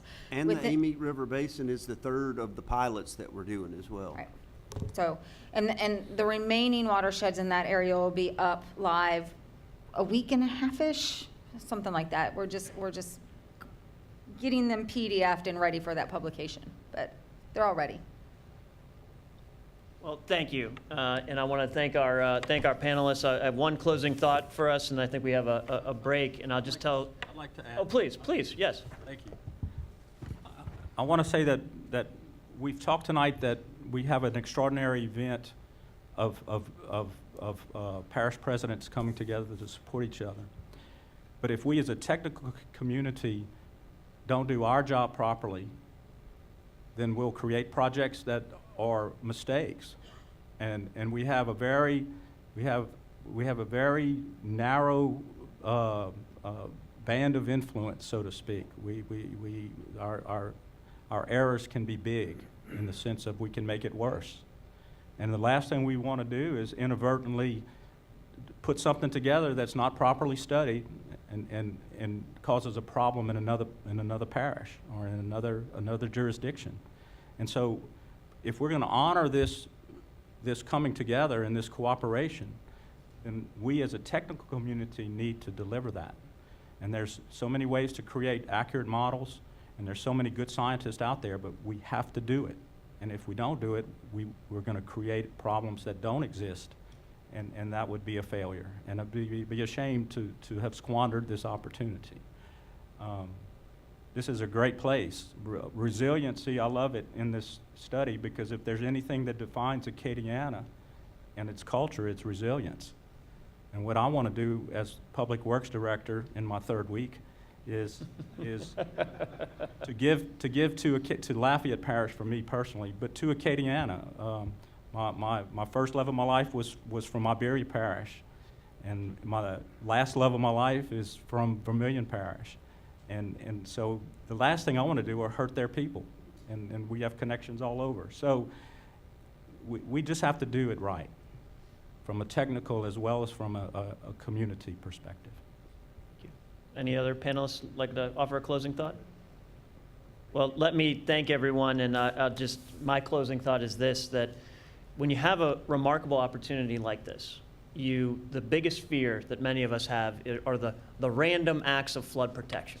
You do a little thing here, a little thing here, it's not coordinated. You got apples and oranges and pineapple, and we can't talk to one another. That's the nightmare scenario. Models that don't talk to each other, data that's not up to date. We have the opportunity to do it right here. And this morning when I was talking to my wife over breakfast, and I told her where I was going and what I was doing, and I said, how remarkable it is, the organization that's here. She looked at me, she said, well, damn right, it's called Cajun Ingenuity. That's what you see here, and we're going to figure out how to get it done. So thank you all very much. Please join me in a round of applause for our panel.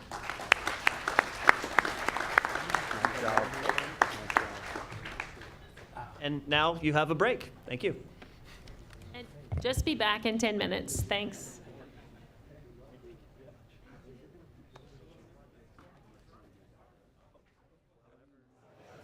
Okay, we're going to get started again. If you'll take your seats.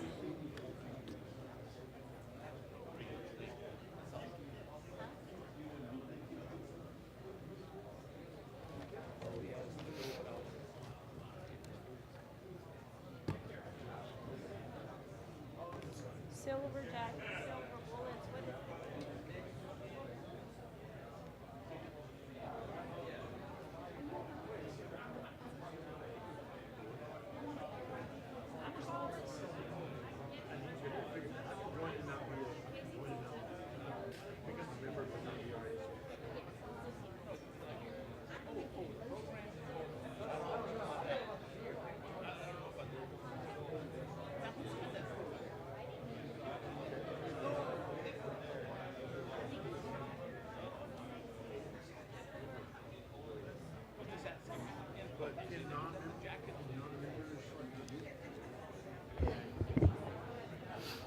Okay, if everybody would take their seats and we can get started. It's getting late.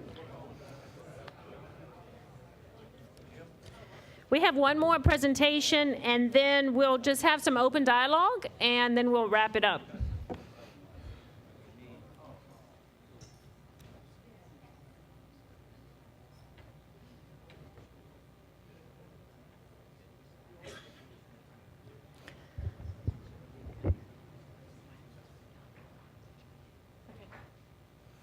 And so there's something else happening in Acadiana besides just our governments coming together.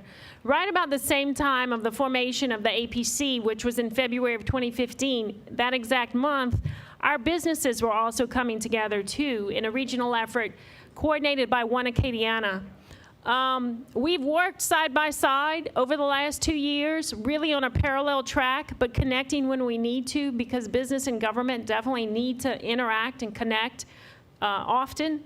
And so tonight I'm asking Jim Bourgeois, who's the CEO of One Acadiana, to come up and help me intro what's coming next. Jim? Thank you. I know it's getting late, and I know the audience is thinned out a little bit, so I appreciate you staying. But if you notice, I'm not listed on the agenda, so I'm not taking any responsibility for anybody who's left.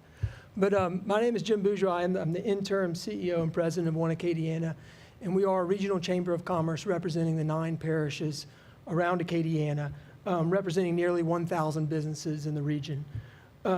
We were very happy to be able to sponsor this summit today, which has really afforded the opportunity for us to come together to discuss an issue of regional significance, which is going to require a regional solution. How we apply the knowledge that we get today and how we're able to implement that across the region is the way to prevent the events that happened last August from occurring. So our next presenter, who's going to get into a little bit more of an in-depth dive of what's been done in Lafayette Parish, but the hope is that we can take this as a model and take this as a springboard to apply it to the rest of the region, because we know that that's what's going to need to be done. We owe it to the Acadiana community to work together across both the public sector and the private sector to implement solutions to address this threat to the businesses and the citizens of Acadiana. I thank you very much for your attendance today. I thank Monique and the APC for putting this together and for allowing us to write a check to make it happen. So I hope everyone enjoyed their day, and thank you again for being here. Thank you, Jim. And they are worth more than just the check. They really do collaborate. They bring people together. They bring businesses together. And they challenge us often, which is good. We need that from the private sector.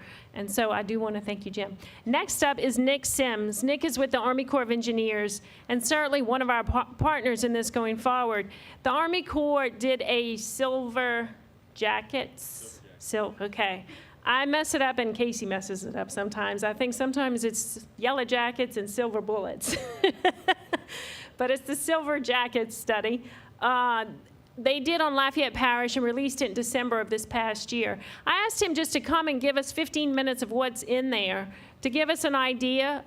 We have a lot of data and information already developed throughout the region. And that's going to be one of our challenges, is pulling that together and using what we have, determining what it is and how we use it going forward. We don't really want to duplicate great work that's already there. So this is, I think, a great starting point for us. It's the middle of the region, and so this is, I'm going to turn it over to Nick and to Pam Granger. All right, thank you, Monique. As Monique said, my name is, wrong way. My name is Nick Sims. I'm a project manager with the Corps of Engineers New Orleans District. Presenting with me is Ms. Pam Granger, who is with McBade Engineering, and we brought Pam in to help us assist the Corps and the communities with the parish on this drainage study. So I'm going to give you a little background on the program that we completed this study under and kind of the scope of what we're looking at. And what you're going to hear is a retread of a lot of the key topics that you've heard throughout today. Water does not know political boundaries. We have to look at a regional drainage plan. Local communities and federal agencies have to work together. Those were kind of the core ideas that we looked at when completing this study. And as you heard, those are the core ideas that we're looking at in this whole effort today. So this study is really just a small piece of the overall effort that we're looking at. But again, it's a powerful piece. I mean, you got to start somewhere, and that's the hope that, as was mentioned, we can take this and expand to get that regional watershed-wide study. So the program that we did this under is what's known as the Silver Jackets program. Silver Jackets is an interagency group of federal, state, and local communities that come together to address flood risk management needs. In theory, you've got everybody, all those agencies at the table, so it makes it easier for everybody to work together. Under that Silver Jackets program, we have what's known as pilot projects. And that is an opportunity for the Corps to get federal funding to partner with those other agencies to address flood risk management issues. So in around the August of 2014 timeframe, a number of communities in Lafayette Parish got together and did exactly what the parish presidents here did. They started talking and they said, look, we've got to start working together. What I do will affect you negatively, possibly positively. What you do will affect me. And we've all got to start talking so we know what projects are good to implement and what are not. So through those discussions, they brought in the Corps, and the idea of this Silver Jackets pilot project came up, and we completed an application and submitted it, and it was selected to move forward with the analysis. So the scope of what we were looking at, and Pam's going to go a little more in depth into this, but essentially it was data collection, look at the existing conditions in those communities in Lafayette Parish, see what's causing the flooding, then go in and see if we can identify some mitigation alternatives. What can we do to lower those flood stages?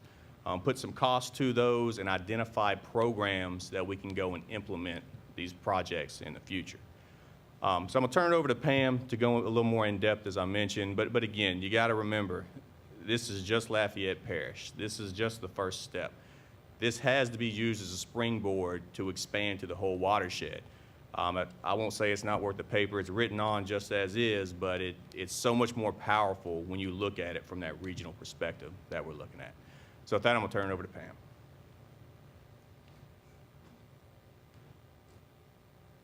Good evening. Thanks, Nick. I often tell people that when we started this study, we were looking at drainage when drainage wasn't cool back in 2014. The objectives of the plan were to first include a prioritized capital improvement plan that would help for parish-wide drainage improvements, and also to look at best management practices for the parish and cities to collectively use. And it was to be used as a guide for the implementation of the projects from a regional perspective. And we all knew that if we had one voice and we had one document, it would be better to apply for state and federal funding for these identified projects. The scope of work that was included in the study was data collection.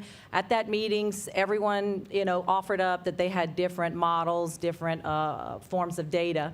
And so we were going to collect readily available data, evaluate the alternatives that were proposed by each one of the cooperating agencies, look at some probable costs, also identify some funding sources. A lot of these municipalities have been known to pay as you go, and so we wanted to look at other funding besides general funds and sales tax in order to be able to tackle some of these projects. Review the drainage ordinances and requirements. We knew that they weren't all consistent across the area, and make some recommendations. So in our data collection, as you can see, we had several different items that we collected from the different cities, our federal partners, state partners. And there was just a lot of information that was available to us. What it did not include was any individual survey or other inventories of data that wasn't readily available. What we identified when we looked through all of this, plus did some field investigations, was there was a big lack of available capacity in some of our receiving streams, some of it because we didn't have the access or the authority, or had just not been maintained. We have design criteria of our detention systems in the areas that we do have it, are low compared to other states and some of our neighbors. we have a lot of high development in Lafayette Parish versus detention requirements being minimal. Many of our old roads that are now considered, they were local roads for many years, now they serve as some major collectors, and those cross drains underneath them are still based upon the old local road drainage from a long time ago. So that becomes an issue and something we've noticed in all of the data collection. We also have maintenance of private drainage systems. You know, through doing a lot of new things in development, there's a lot of property owners that, unbeknownst to them, some of the things that are part of their neighborhoods that they need to maintain for the drainage and the way it was designed. And also, when we looked at all of the information, all the alternatives that were presented, they weren't done from a regional approach. They were really done, they may have helped an area here, but we could see that it may adversely impact upstream or downstream. When we originally put the scope of work, we looked at the alternatives analysis, and we really wanted to look at what's the impact of the improvement that is identified to actually decrease flooding, what types of right-of-ways could be issues, the conditioning of existing infrastructure, the ability of that alternative to address the drainage issue, constructability, and of course permitting and environmental impacts, and impacts to adjacent properties. We also wanted to identify for those cities and the parish other funding mechanisms. We heard today about mitigation dollars, and $30 million is a lot of money, but that's just one way to fund some of these projects. And what we wanted to do was to identify that there are many state and federal ways to fund these projects over time, and if you have a plan and if you know and you work together, that we can tackle this very large problem. So that was the purpose of that. And we also wanted to mention that in a lot of our neighboring states, including Florida, they do stormwater utility fees, which is just like what we pay for water and sewer. So again, it's something that can be identified. And then, of course, what no one likes to talk about is impact fees. Based on the study, what we identified is there's really 6 categories of the types of projects, basically non-structural and structural. I'm not going to get into some of the specific projects, the structural projects that are more on a lower level, but we did identify that we need to increase detention and outfall requirements for all of our new development. We need to have a channel maintenance plan. We need to look at regional planning, and we talked about that, we needed regional modeling. We also needed to identify and collect some data and have some gauges in some of our streams, not just the Vermilion River, because there are some of our communities that they might not understand if you say the Vermilion, what does that mean to me if I'm off of Bayou Park, Purdue? Some of the major capital improvement projects included roadside and did culverts, also some of the cross drains and some major bridge repair, as well as larger channel improvement projects. And then last, we looked at it and said, you know what, we also need to do some regional detention. And when we stepped back and said, okay, there's all these projects here, but what we really don't have is a very good model to where we can quantify and make sure that the projects are in the right place. So not only the right size, but the right place. And so our recommendations were that we needed to develop a Vermilion River model, but then we also needed to go further and have a Teche Vermilion watershed model and plan. And that we needed to develop local watershed rainfall distribution. Historically, we use a lot of things that are developed by our federal partners, but we also have a lot of data that is local to ourselves that we may want to look, and that is something states like Florida have done and created their own rainfall distributions so that it's for their area. And then we need to install more rain gauges and flow meters, and again, that it had to be a regional approach, and that without a doubt we needed to increase detention requirements. And we also needed to increase our monitoring and inspection of our drainage infrastructure, not only during construction, but after they have been constructed. And from a structural standpoint, there's a lot of channel cleaning. Of course, we've all heard that a lot. We need to do a lot more of that, and of course, that costs dollars. But we need to do some regional detention ponds. There are several different places they can be, but again, before we spend millions of dollars, tens of millions of dollars, I think we need to be sure of where they need to be. And then we need to replace some of these undersized culverts and bridges under the roadside. But again, if we replace those first and we have nowhere for the water to go, we are going to affect our partners adjacent to us. And so we had several other smaller projects that were identified in the plan, but that was the overarching categories and the main things I think we need to step back and do before we get into individual specific projects. And with that, I'll turn it over for questions if anyone has. Do you have time for questions?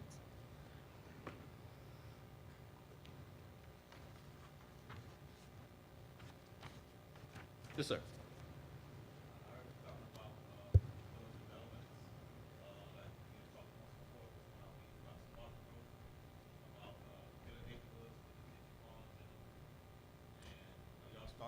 Are y'all starting to do that now in your area? I know it's a lot of growth in Youngsville area where you work at. Y'all doing those type of projects over there? The development in Youngsville, they were following for many years the detention requirements of the parish of Lafayette, which was 5-year on residential and 10 on commercial. Youngsville adopted a 25-year across-the-board detention requirement for any new development as of September of 2016. And then we have been going recently in retrofitting some of our older detention pond outfall structures, lowering the levels. Many of them were built for a lot of fill, and they're very deep. So what we've done is lowered the water level that it maintains to provide some extra detention, and we were able to gain just in about $100,000 to about 30 acre-feet of additional detention.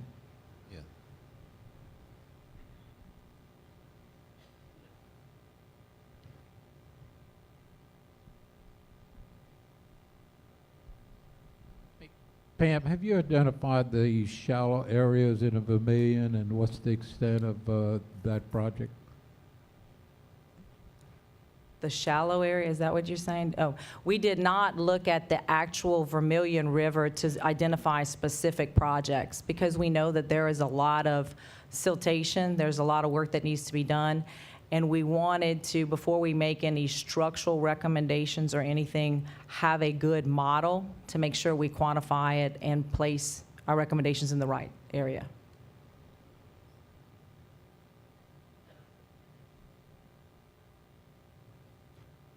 All right, thank y'all.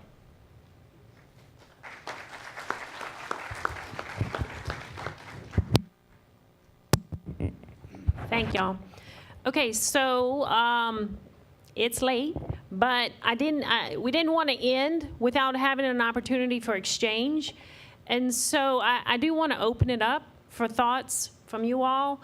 You know, how do we move forward? I think the next step might be clear. You know, we do need a comprehensive model for the entire region. But what are your thoughts? Many of you work in this quite a bit, and your visions, how we move forward? Anybody? Can we get some coffee?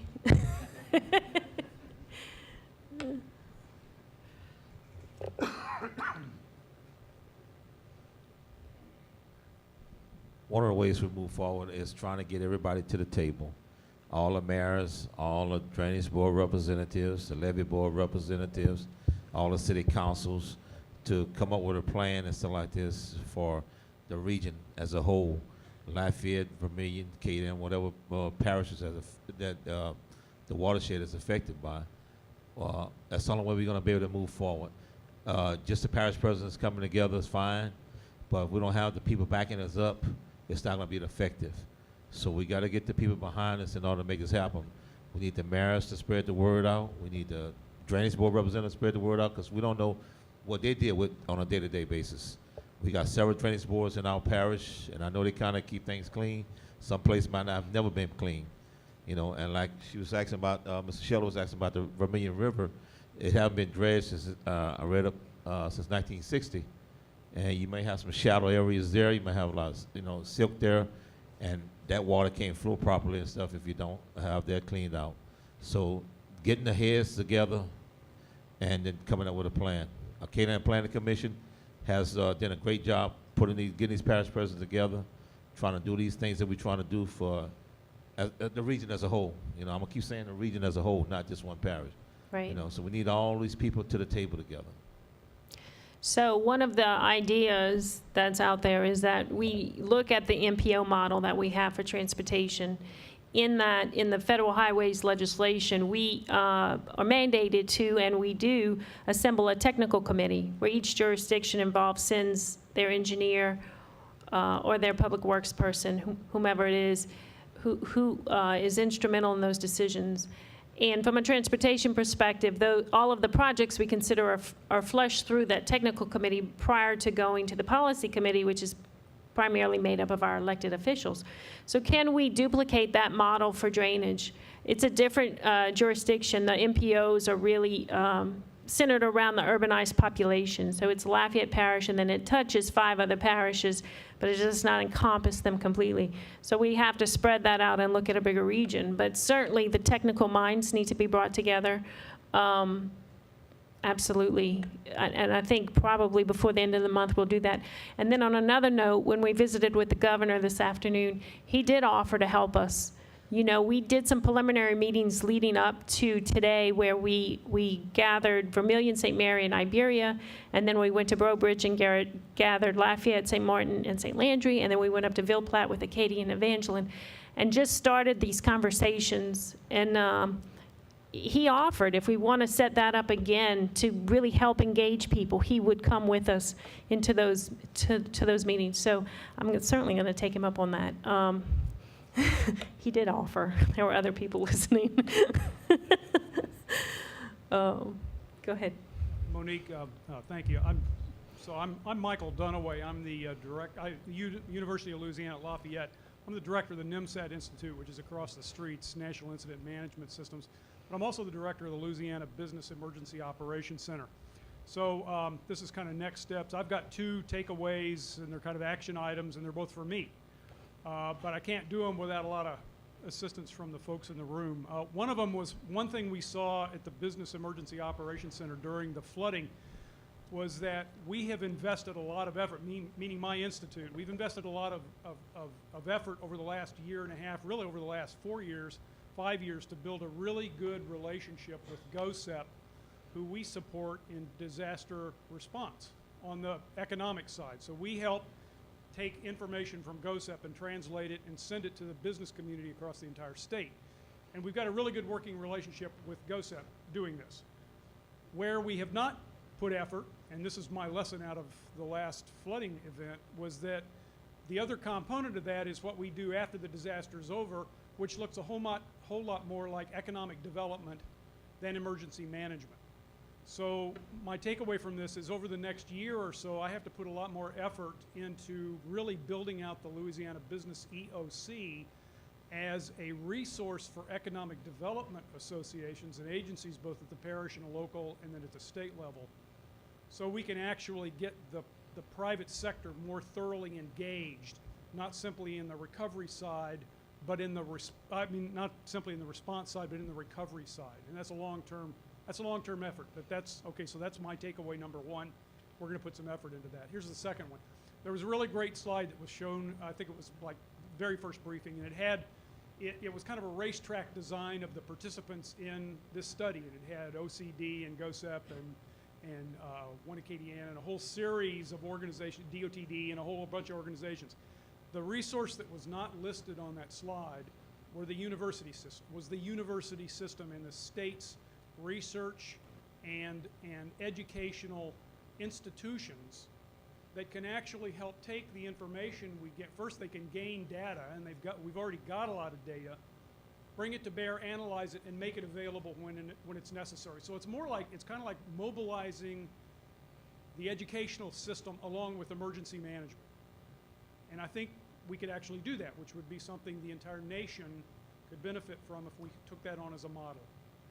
The other thing is that we can translate a lot of this information through research papers and through short papers into stuff that the public can understand. And between universities across the entire state, community colleges and whatnot, we've got a lot of outreach into communities that can help them understand what it is that the state is doing and why we're doing it and how we're prioritizing it. So there's a resource there that we can build on. Okay, so that's action item number 2 for me. I'll take that on, and I'll work with a lot of you in this room, and I'll be looking for some help. So thank you. Yes, so Michael, what you have over there with the BEOC, I think is the seed to a lot of great things that can be done in recovery. I think that will evolve over many years into something maybe we don't even envision today. They have a website, and during that response time, and correct me if I'm wrong, but they can identify where there's sandbags in North Louisiana and where they need to get and how they're going to get there. And they're connecting businesses all in those immediate first days of a disaster, which is it's a tremendous resource, especially to grow from. And then on that second note, I have been having conversations with the universities. We have a lot of university resources. We have a lot of state, like the Water Institute and different organizations like that. And my question and challenge is, how do we take what they do and put it in our decision-making at the very local level? How do we bring that information to bear in our daily processing of drainage decisions? And so that's certainly one of our challenges. I do think there's a lot of assets out there, and the challenge is connecting the two, and so we are definitely working in that direction. Thank you. Any other questions? Okay. Well, I think we can disband probably a little early. I don't have the time. And feel free to, I think if we still have coffee outside, take some for the road. Thank you. And to be continued, I think we keep this conversation going. Thank everybody.